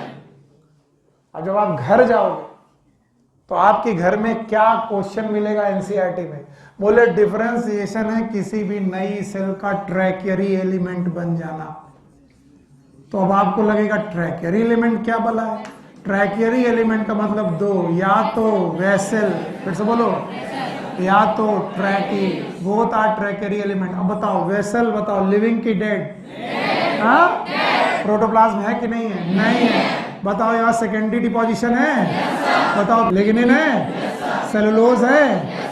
Ligno cellulose, rigid की बेटा शॉर्ट, रेजिड। साइटोप्लाज्म है कि नहीं है? नहीं है। तो क्या इसकी सेल वॉल में भी चेंज है? साइटोप्लाज्म में भी चेंज है। और वेसल लिविंग है कि डेड है? डेड। और क्या ये पर्टिकुलर फंक्शन कर रहा है? और क्या इसका सेल डिवीजन खत्म हो गया है? क्या ये डिफरेंशिएशन है? यस। जब घर जाओगे तो डिफरेंशिएशन ऐसे लिखा मिलेगा।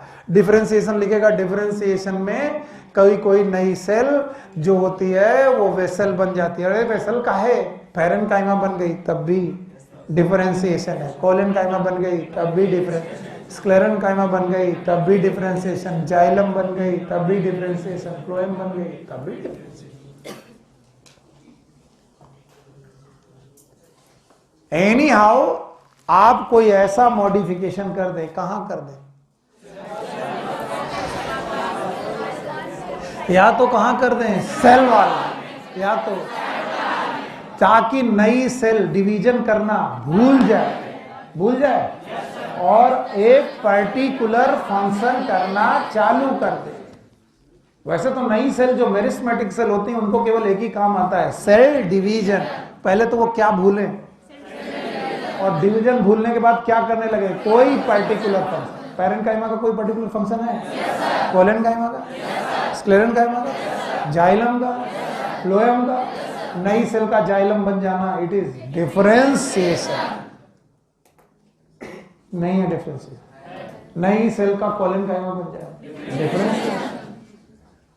अब मुझे डेफिनेशन चाहिए, ये ऐसे लिखी रहेगी नहीं तो। What is differentiation?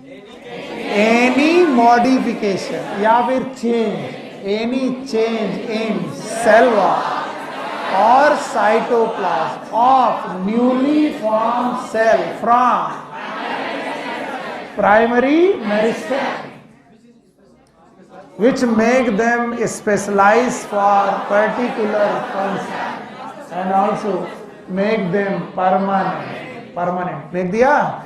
That is known as differentiation. अब ध्यान सुनो, कुछ डिफरेंशिएशन ऐसे हैं जो वापस कभी नहीं लौट सकते। जैसे तुम वेसल बन गए तो डेड हो गए, अब वापस नहीं लौट सकते। ट्रैकीड बन गए तो डेड हो गए, वापस नहीं लौट सकते। स्क्लेरेनकाइमा बन गए तो डेड हो गए, स्क्लेरेनकाइमा बन गए तो डेड हो गए। लेकिन there are some tissues which are living but permanent. जैसे क्या? पैरेन्काइमा, कोलेनकाइमा, स्क्लेरेनकाइमा डेड है। कौन? पैरेन्काइमा। और उसमें भी उसमें भी गॉट इट? मैं एक डायग्राम का सहारा लूंगा। अगर तुम्हें एनाटॉमी थोड़ी सी याद होगी तो तुम काम कर जाओगे, नहीं तो तुम मरोगे। अगर ये स्टेम है और ये हम वेस्कुलर बंडल की बात कर रहे हैं, एकदम शांत रहिए। और ये वेस्कुलर कैम्बियम है। कैसी कैम्बियम है? Vascular intrafascicular cambium. जवाब चाहिए मुझे। ये था एपिडर्मिस, बोलो क्या? फिर हाइपोडर्मिस के बाद कॉर्टेक्स, फिर एंडोडर्मिस, फिर पेरिसाइकिल। पक्का? एक बार फिर से बोलो, epidermis, hypodermis, cortex, endodermis, pericycle. अब बताओ पेरिसाइकिल किसकी बनी? हाँ, तो ये जो टिश्यू है जो फ्लोएम के बीच में, ये क्या है? पैरेन्काइमा। ये क्या है? ये सब पैरेन्काइमा है। और पैरेन्काइमा इस मेरिस्टेमेटिक की परमानेंट। क्या कभी कभी ये पैरेन्काइमा मेरिस्टेमेटिक होती है? ये इंट्राफेसिकुलर और ये इंटरफेसिकुलर, फिर इंटर, फिर इंट्रा, और एक रिंग बनती है। और या तो चले जाओ कॉर्टेक्स में, कहां पर? पूरा कॉर्टेक्स पैरेन्काइमा का है? No sir. और क्या यहाँ पर एक कैम्बियम बनती है? हाँ बताओ, क्वार्क कैम्बियम। तो क्या कभी कभी परमानेंट टिश्यू भी मेरिस्टेमेटिक बन जाते हैं? यानी डिफरेंशिएशन का उल्टा हो सकता है? नो सर, इट इज उल्टा ऑफ डिफरेंशिएशन इज रीडिफरेंशिएशन। पर भाइयों बहनों, dedifferentiation always produce primary meristematic की सेकेंडरी। तो अब मैं लिखूंगा कि सम टाइम दीज पैरेन्काइमा और the permanent tissue they will perform primary meristem की सेकेंडरी में सेकेंडरी, और सेकेंडरी मेरिस्टम का बन जाना it is known as dedifferentiation. बोलो व्हाट इज डी डिफरेंशिएशन? नहीं, मजा नहीं आया। What is D differentiation? It is a conversion of permanent tissue into secondary meristematic tissue. Primary की सेकेंडरी वरना डिफाइन नहीं कर पाओगे, कभी डिफाइन नहीं कर पाओगे। What is D differentiation? It is a उल्टा। अब एक स्टेप में बताऊं तो मेरिस्टम से परमानेंट डिफरेंसेस और परमानेंट से मेरिस्टेमेटिक डी डिफरेंस। मैं 3 बार नहीं पढ़ा पाऊंगा, एक बार में सुनो कि सर एक कल फिर पढ़ा दीजिएगा, ऐसे नहीं हो पाएगा। मैं पूछूं what is D differentiation? It is a conversion of permanent tissue into meristematic, and these meristematic tissue are because they are not present from the birth. अगर जो चीज बर्थ से नहीं प्रेजेंट है वो प्राइमरी की सेकेंडरी। तो कोई पूछे व्हाट इज डी डिफरेंशिएशन, बता पाओगे? D differentiation is it is a conversion of permanent tissue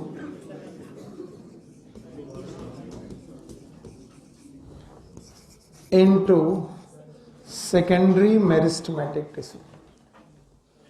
तो जितनी भी प्राइमरी ग्रोथ है, एवरीवन हियर एंड आंसर, जितनी भी प्राइमरी ग्रोथ है, कैसी ग्रोथ? उसमें क्या चल रहे हैं? क्योंकि पहली बार चीजें लंबाई में बढ़ रही हैं, चौड़ाई। तो all the primary growth are the example of, पक्का? And the formation of cork cambium and vascular cambium. Formation of cork cambium and vascular cambium are the example of dedifferentiation. कौन सा? Dedifferentiation. तो secondary meristem के example हैं like cork cambium. No, why secondary cortex? Secondary cortex is a permanent tissue। हाँ तो अभी तो वो नहीं बनाया ना मैंने, एकदम पकड़ लिया हो तो। अभी तुमको बोला गया कि कॉर्क कैम्बियम बन जाना और वेस्कुलर कैम्बियम बन जाना। अभी कैम्बियम तक पहुंचे हो केवल।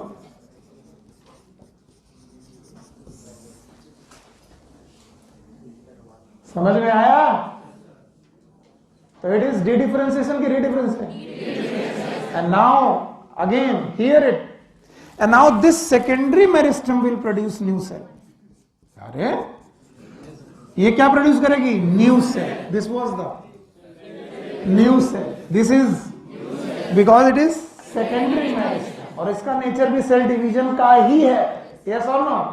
एंड नाउ इस न्यू सेल में फिर से क्या होंगे?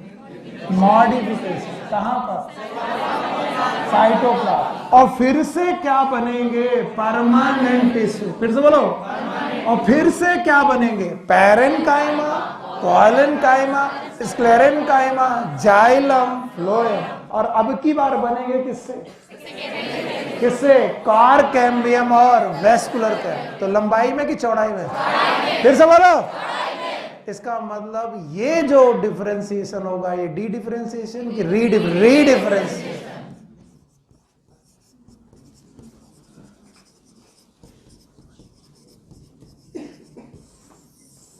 So all the secondary growth are the example of all the primary growth, and all the lateral cambium, कौन सी? They are the example of D differences. अब सुनो सेकेंडरी ग्रोथ में क्या क्या होता है, अब बताओ। सेकेंडरी जाइलम डी डिफरेंसेस, फिर से बोलो। Secondary phloem, cork, secondary cortex, redifferentiation. So what is secondary cortex Janvi ji? Redifferentiation. आपने क्वेश्चन -5 कर दिया है ना। केवल कान्हा जी के साथ डांस करने से कुछ नहीं होता।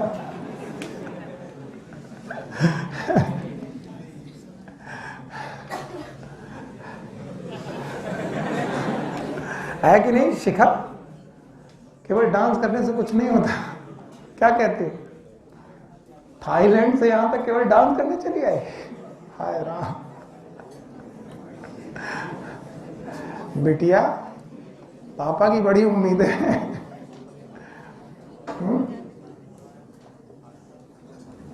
हम लोग डांस करेंगे।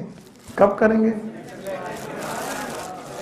कसम से तुम एक बार सेलेक्ट तो हो, फिर हम ऐसा लोट पोट के डांस करेंगे नागिन dance, and that will give a valid reason. हम कहेंगे मुक्त हुए, वही मुक्ति मिलती है जैसे बिटिया का ब्याह कर देते हैं ना, वही मुक्ति मिलती है कि अब चलो झंझट छूटा, अब ना दिखाई पड़ोगे। आओगे तो होली दिवाली खिचड़ी छमाई कभी कभी आओगे बिल्ले। अब तुम लोग को जाना चाहिए, सेलेक्ट होकर के निकल लो, और यही नाचते रहोगे तो मेडिकल कॉलेज में कब नाचो? यही नहीं, मुझे बाबुल का देश। सो व्हाट इज रीडिफरेंशिएशन? एक बार बोलो, what is रीडिफरेंशिएशन? It is any modification in cell wall and cytoplasm of newly formed cell from secondary meristem. If it is from, it is known as differentiation. And it is from secondary meristem and और हमारे sir होते तो हमें बहुत थप्पड़ी आते, बोले क्या उतनी देर से घंटा भर लगाया? बोले ऐसे पढ़ाओ, मेरिस्टेम से परमानेंट डिफरेंशिएशन, परमानेंट से मेरिस्टेम और फिर से रीडिफरेंशिएशन। री मतलब नहीं आया? बोलो डिफरेंशिएशन। पर मुझे मालूम है तुम जवाब नहीं दे पाओगे, क्योंकि जिस दिन मैं पूछूंगा कि secondary growth is example of differentiation की redifferentiation, primary growth is example of. तो अगर डिफरेंशिएशन पहली बार हुआ तो डिफरेंशिएशन, और डिफरेंशिएशन सेकेंडरी ग्रोथ से हुआ रीडिफरेंशिएशन, और परमानेंट टिश्यू अगर बेटा मेरिस्टेमेटिक तो क्या बोला? D differentiation. तो कॉर्क कैम्बियम किससे बने? डी डिफरेंशिएशन से। टाइम बड़ी जल्दी भाग रहा। कॉर्क कैम्बियम किससे बने? Dedifferentiation. पक्का? Thank you very much. हटा दें? तो अगर आपको ये चीजें समझ में आ गई है तो आपको मालूम होनी चाहिए। यस, और दैट्स वाई बुक कहती है कि जैसे ग्रोथ ओपन था, क्या था? ओपन ग्रोथ का मतलब समझ लो, जो ग्रोथ कभी रुके वो हमेशा चलती रहे, वैसे डिफरेंशिएशन भी ओपन है। कैसे? आपने प्राइमरी मेरिस्टेम से क्या बनाया, और ये परमानेंट होकर कभी डिवाइड नहीं करेंगे। कर सकते हैं, ये दगा दे जाएंगे जब क्या कर दें? डी डिफरेंशिएशन और फिर से रीडिफरेंशिएशन। तो प्लांट के केस में even D differentiation, differentiation and D differentiation is open. कैसे? ये कभी बंद, और इसी वजह से टिश्यू कल्चर कर पाते हो। क्या कर पाते हो? Tissue culture. ये तो सुना सुना लग रहा। कुछ याद आया? स्ट्रेटेजीज में पढ़ाया था, एक एक्सप्लांट लिया था और न्यूट्रिएंट मीडियम में डाला था, सेल डिवाइड की थी, कैलस बना था, कैलस में रूट स्टेम लीफ नहीं बनी थी, फिर उसमें ऑक्सिन डाला था, साइटोकाइनिन डाला था, नीचे रूट, ऊपर स्टेम और लीफ। याद आया? That was known as morphogenesis. क्या नाम है? कौन पढ़े सर, इतना टाइम थोड़ी ना, पढ़ना ही पड़ेगा। यस सर, क्या कर रहे हो? तो बताओ कितनी अवस्थाएं हो गई डिफरेंशिएशन की? 3। पहला, दूसरा, तीसरा रीडिफरेंशिएशन। और तीनों अगर बिना देखे बताओगे तो काम बन जाएगा पूरी डेफिनेशन। पहले differentiation, any modification in cell wall and cytoplasm of newly formed cell from primary meristem which make them permanent and specialized for particular function. It is conversion of permanent tissue in secondary meristem. It is differentiation. Any modification in cell wall and cytoplasm of newly formed cell derived from secondary meristem that make them permanent and specialized for particular function is known as. All the secondary growth are the example of D ki re, and all the secondary cambium example of. All the primary growth is example of. हाँ, तो हमने growth पढ़ ली, differentiation पढ़ लिया, अब क्या पढ़ेंगे? Development. हाँ, अरे चुप रहो, मैं यही काम करने के लिए बीमारी से आया हूं कि तुम्हारा कोर्स पूरा हो जाए, और वो तो मैं करवा के ही जाऊंगा। डेवलपमेंट बताओ, डेवलपमेंट में कितने कैरेक्टर्स? एक कौन? ग्रोथ। दूसरा कौन? डिफरेंस।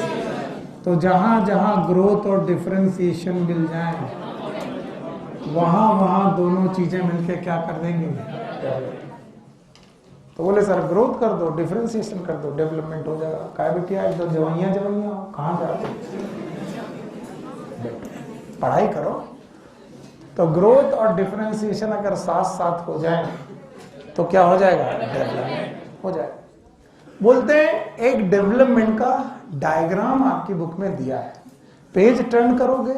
हर बार मैं ऐसे ही पढ़ाता हूँ, इस बार भी पढ़ाऊंगा। बोले एक मेरिस्टेमेटिक कोशिका थी भैया, लिख लो मेरिस्टेमेटिक कोशिका थी।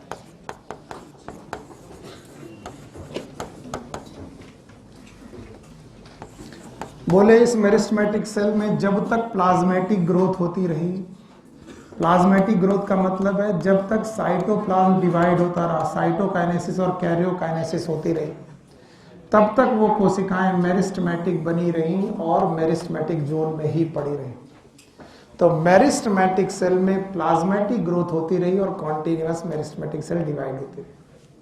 पक्का डायग्राम बना है? पेज नंबर बताओ कितना बेटा? हाँ।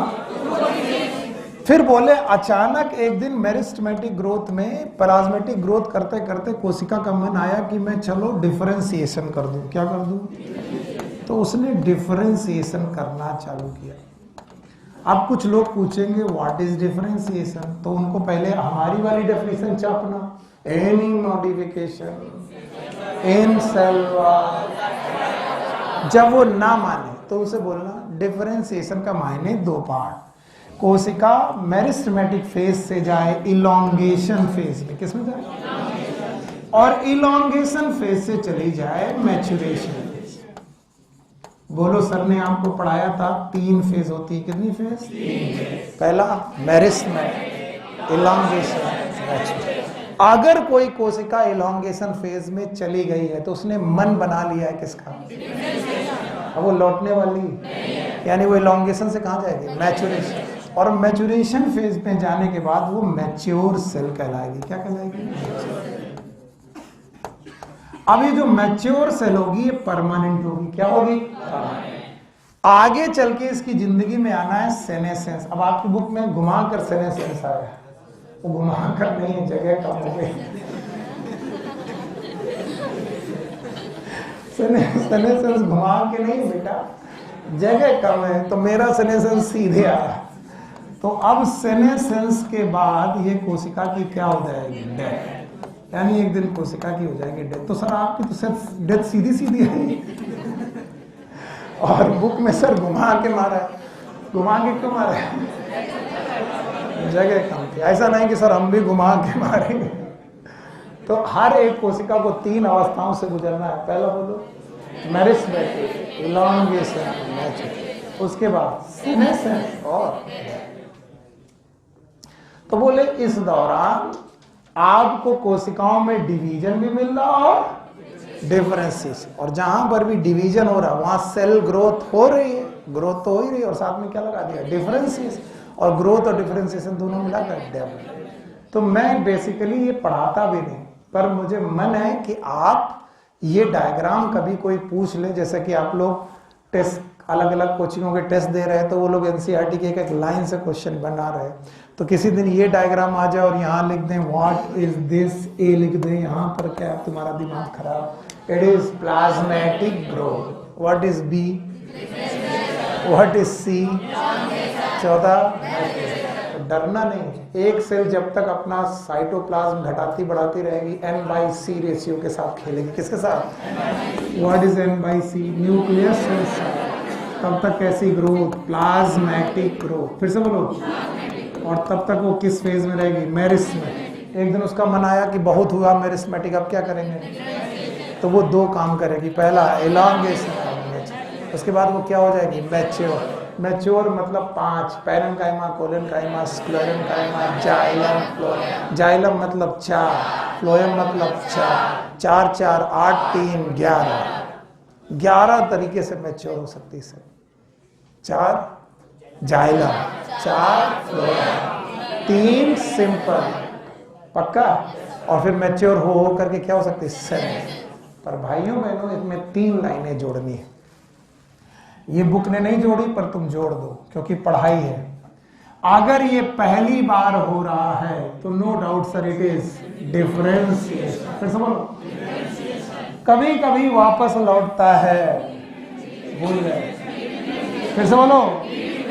और फिर वापस लौटता है, नहीं आया तो बताओ ये वाला, ये वाला और ये वाला, क्या ये कभी बंद होगा? नहीं, चलता रहेगा। यस। तो डरने की जरूरत ही नहीं। पहली बार हो डिफरेंशिएशन, डिफरेंशिएशन वाली चीज फिर से मेरिस्टेमेटिक की तरफ लौटे, डी डिफरेंशिएशन, और वापस रीडिफरेंशिएशन। तो ये रही डेवलपमेंट की कुछ कहानी। डेवलपमेंट में छोटा सा टॉपिक है and that is known as plasticity. क्या बोलते हैं? प्लास्टिसिटी। हटा दें इसे, इसमें क्या दिक्कत है? The next topic is plasticity. तो कल जुम्मा है इसलिए मैं 5 मिनट ज्यादा ले रहा हूं आज। ले ले भैया भाई, कल तुम 5 मिनट पहले बोलो तो आज हम तुम्हारे 5 मिनट ज्यादा। वैसे भी मैं ज्यादा पढ़ाने में विश्वास नहीं करता और ना कम पढ़ाने में विश्वास करता हूँ। सही टाइम पे आओ, सही टाइम पे। अच्छा मैं ज्यादा क्यों पढ़ा रहा हूँ? कल तुम 5 मिनट पहले सर जुम्मा है, जाना है, ये थोड़ी ना। Plasticity, what is plasticity? It is a special type of development, a special type of growth or development of development। Definition लिखेंगे तो आप थोड़ी देर चकरा जाएंगे, इसलिए पहले हम चकराते हैं आपको, फिर उसके बाद उसकी बात बताएंगे। Plant follows different pathways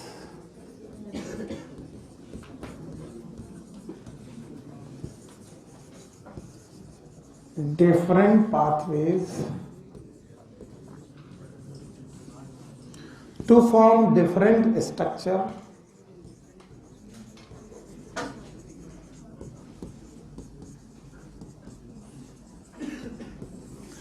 in different phase of life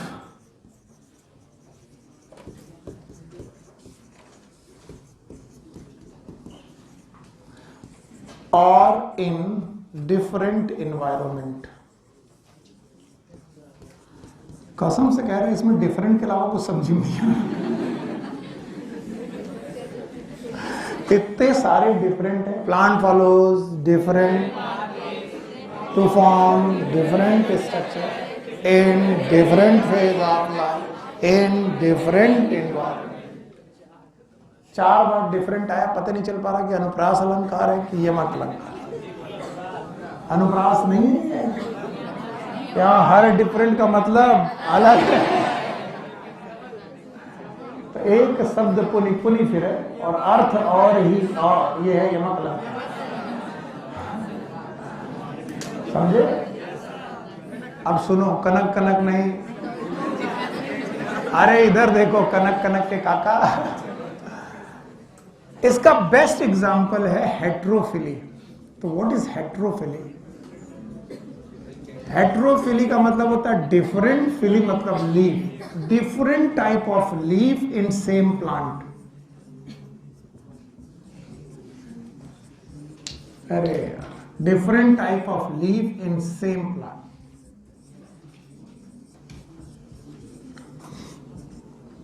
एक ही प्लांट में अलग अलग प्रकार की पत्तियों का होना, it is known as heterophylly. अब सुनो, बोलते हैं अगर बाजार में तुम अभी अभी धनिया खरीदने जाओ तो चौड़े पत्ती वाली धनिया मिलेगी। तो बाजार में खरीदने के बजाय तुम खेत में जाओ।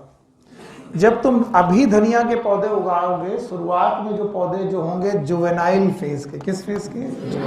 वैसे इसे वेजिटेटिव फेज बोलनी चाहिए। कौन सी फेज? बताओ, किसी की जिंदगी में कितनी अवस्थाएं? बचपन, जवानी, तो धनिया अपने बचपन में चौड़े पत्ते की थी। कौन धनिया? धनिया, दैट इज कोरिएंडर। बिल्कुल आराम से सुनो और जवाब दो। तो coriander having the large leaf in their vegetative phase and the same coriander, अगर वो पौधा लगा रहे खेत में तो यही पत्तियां, the same leaf, they become hairy. इसीलिए दो अलग अलग समय में जब तुम धनिया खरीदने जाते हो तो एक समय पर चौड़ी पत्ते की धनिया मिलती है और एक प्रकार पर हेयरी धनिया मिलती है। कारण क्या है? क्या वो वैरायटी अलग है? नहीं, वो अपनी फेज में आ गए। वो वेजिटेटिव से किस फेज में पहुंच गई है? रिप्रोडक्टिव। धनिया अपनी रिप्रोडक्टिव फेज में अपनी पत्तियों को कैसा कर देती है? तो बताओ, पत्ती एक है कि दो है? दो है, दो प्रकार की, कभी चौड़ी कभी हेयरी, पर एक ही समय पर कि अलग अलग? तो बताओ, इस प्लांट ने इन दोनों पत्तियों को बनाने के लिए सेम पाथवे फॉलो किया कि डिफरेंट? सुन लो भाई, फिर जाओ। इस कोरिएंडर नाम के प्लांट ने डिफरेंट पाथवे यूज किए होंगे इन दोनों पत्तियों को बनाने के लिए, to form different structures in different phase of life. Different, ये मत पढ़ो आप, ये नीचे वाली लाइन मत पढ़ो, अब पढ़ो। प्लांट फॉलो, प्लांट की जगह कोरिएंडर बोलो, बोलो coriander plant follows, coriander plant follows different pathway to form different structure in different phase of life. कितनी फेज? दो। एक कौन? वेजिटेटिव, दूसरा रिप्रोडक्टिव। वेजिटेटिव और रिप्रोडक्टिव में दोनों में स्ट्रक्चर एक जैसे क्या है? किसमें चौड़े? किसमें हेयरी? तो तुमने फेज ऑफ लाइफ अलग की तो स्ट्रक्चर अलग हैं। इसका मतलब इनको दोनों को बनाने के लिए पाथवे एक की अलग अलग। ऐसा काम कोरिएंडर के साथ कर सकते हो, लार्कस्पर के साथ कर सकते हो और कॉटन के साथ कर सकते हो। कॉटन की भी पत्तियां दो प्रकार की हैं, लार्कस्पर की भी है, कोरिएंडर की भी दो प्रकार की। इवन गाजर की भी पत्तियां दो प्रकार की होती हैं, शुरुआत में चौड़ी, बाद में हेयर। ठीक, फिलहाल तो एनसीईआरटी में दिए गए कोरिएंडर, लार्कस्पर, कॉटन। बताओ, इनकी दो पत्तियां अलग अलग हैं पर अलग अलग एनवायरनमेंट में कि अलग अलग फेज। अब एक पौधा लो, रेननकुलस। अब ये कौन सा पौधा है? इसी को बटर कप बोलते हैं, बटर कप। इसकी लीफ कुछ ऐसी होती है, बटर कप जैसी। अब होगा क्या कि इसका पौधे का कुछ पार्ट पानी के अंदर और कुछ पानी के ऊपर, it is inside the water. तो वाटर के अंदर जो पत्तियां वो हेयरी हैं हेयरी लीफ, और वाटर के ऊपर जो पत्तियां हैं वो चौड़ी है, बटर कप लाइक है, ब्रॉड लीफ। अब एक ही पौधे में एक ही समय पर, ऐसा नहीं कि ये बचपन में और ये रिप्रोडक्टिव में नहीं, एक ही समय पर दो प्रकार की पत्तियां हैं, पर दोनों पत्तियों में फेज का डिफरेंट है कि इन्वायरमेंट। इन्वायरमेंट। अब ये वाला मत पढ़ना, अब पढ़ो बटर कप, फिर से बोलो, buttercup plant follow different pathway to form different structure in different environment. तो ये वाली बात किसके लिए थी? कॉटन पे। और ये वाली बटर कप। तो बताओ इसमें कितने प्रकार की पत्तियां? दो। इसमें भी कितनी? ये भी हेट्रोफिली, ये भी हेट्रो, ये भी एक प्लांट में दो पत्तियां, ये भी एक प्लांट में दो, ये एक प्लांट में दो पत्तियां, एक ही समय की अलग अलग, ये एक ही समय लेकिन अलग अलग इन्वायरमेंट, यहाँ एक ही इन्वायरमेंट लेकिन अलग अलग समय।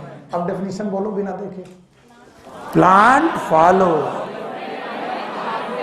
different pathway to form different structure,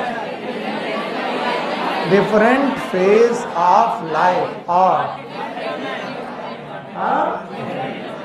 पक्का? सूर्य जवाब दो।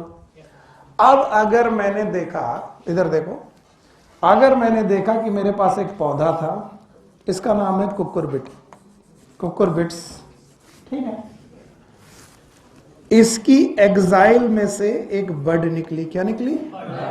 और दूसरा कुकुरबिट का प्लांट है, द सेम कुकुरबिट प्लांट में भी दूसरी एग्जाइल में से भी एक बड निकली, द सेम प्लांट।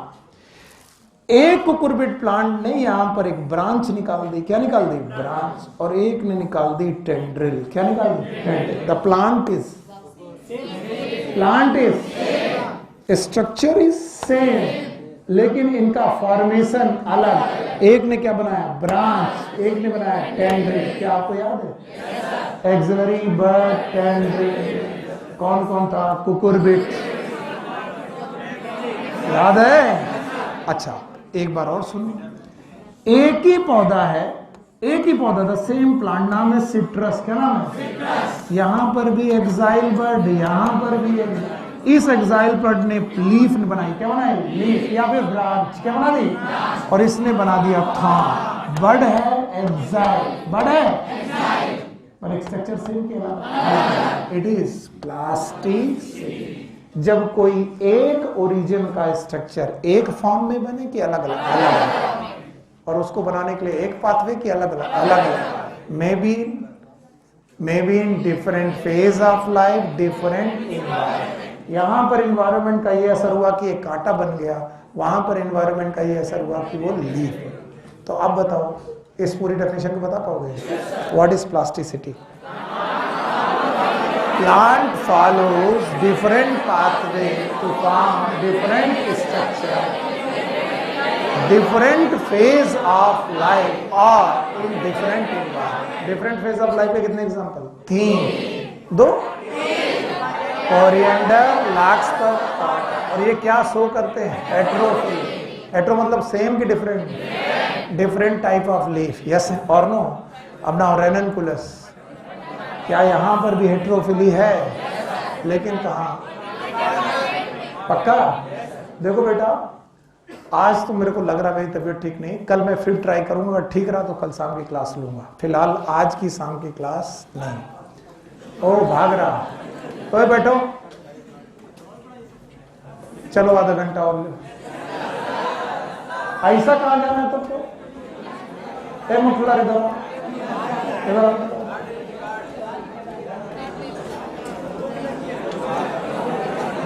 सारे के सारे पॉइंट पढ़ बोलो, और sexual reproduction in flowering plant की हेडिंग्स बोलो। होमवर्क दिया था, करके आए हो? किए हो तो आप? Sexual reproduction in flowering plant की सारी हेडिंग्स। नाम बताओ अपना। हाँ, प्रिंस कुमार। और ऐसे भाग रहे जैसे कि एकदम जेल से छूटे। कितने बजे से? 2 बजे। किसकी? अच्छा जाओ। जाओ, take care, good luck, bye bye. आज शाम को नहीं है, मैं भी कल हो सकती है। Take care, good luck, bye bye.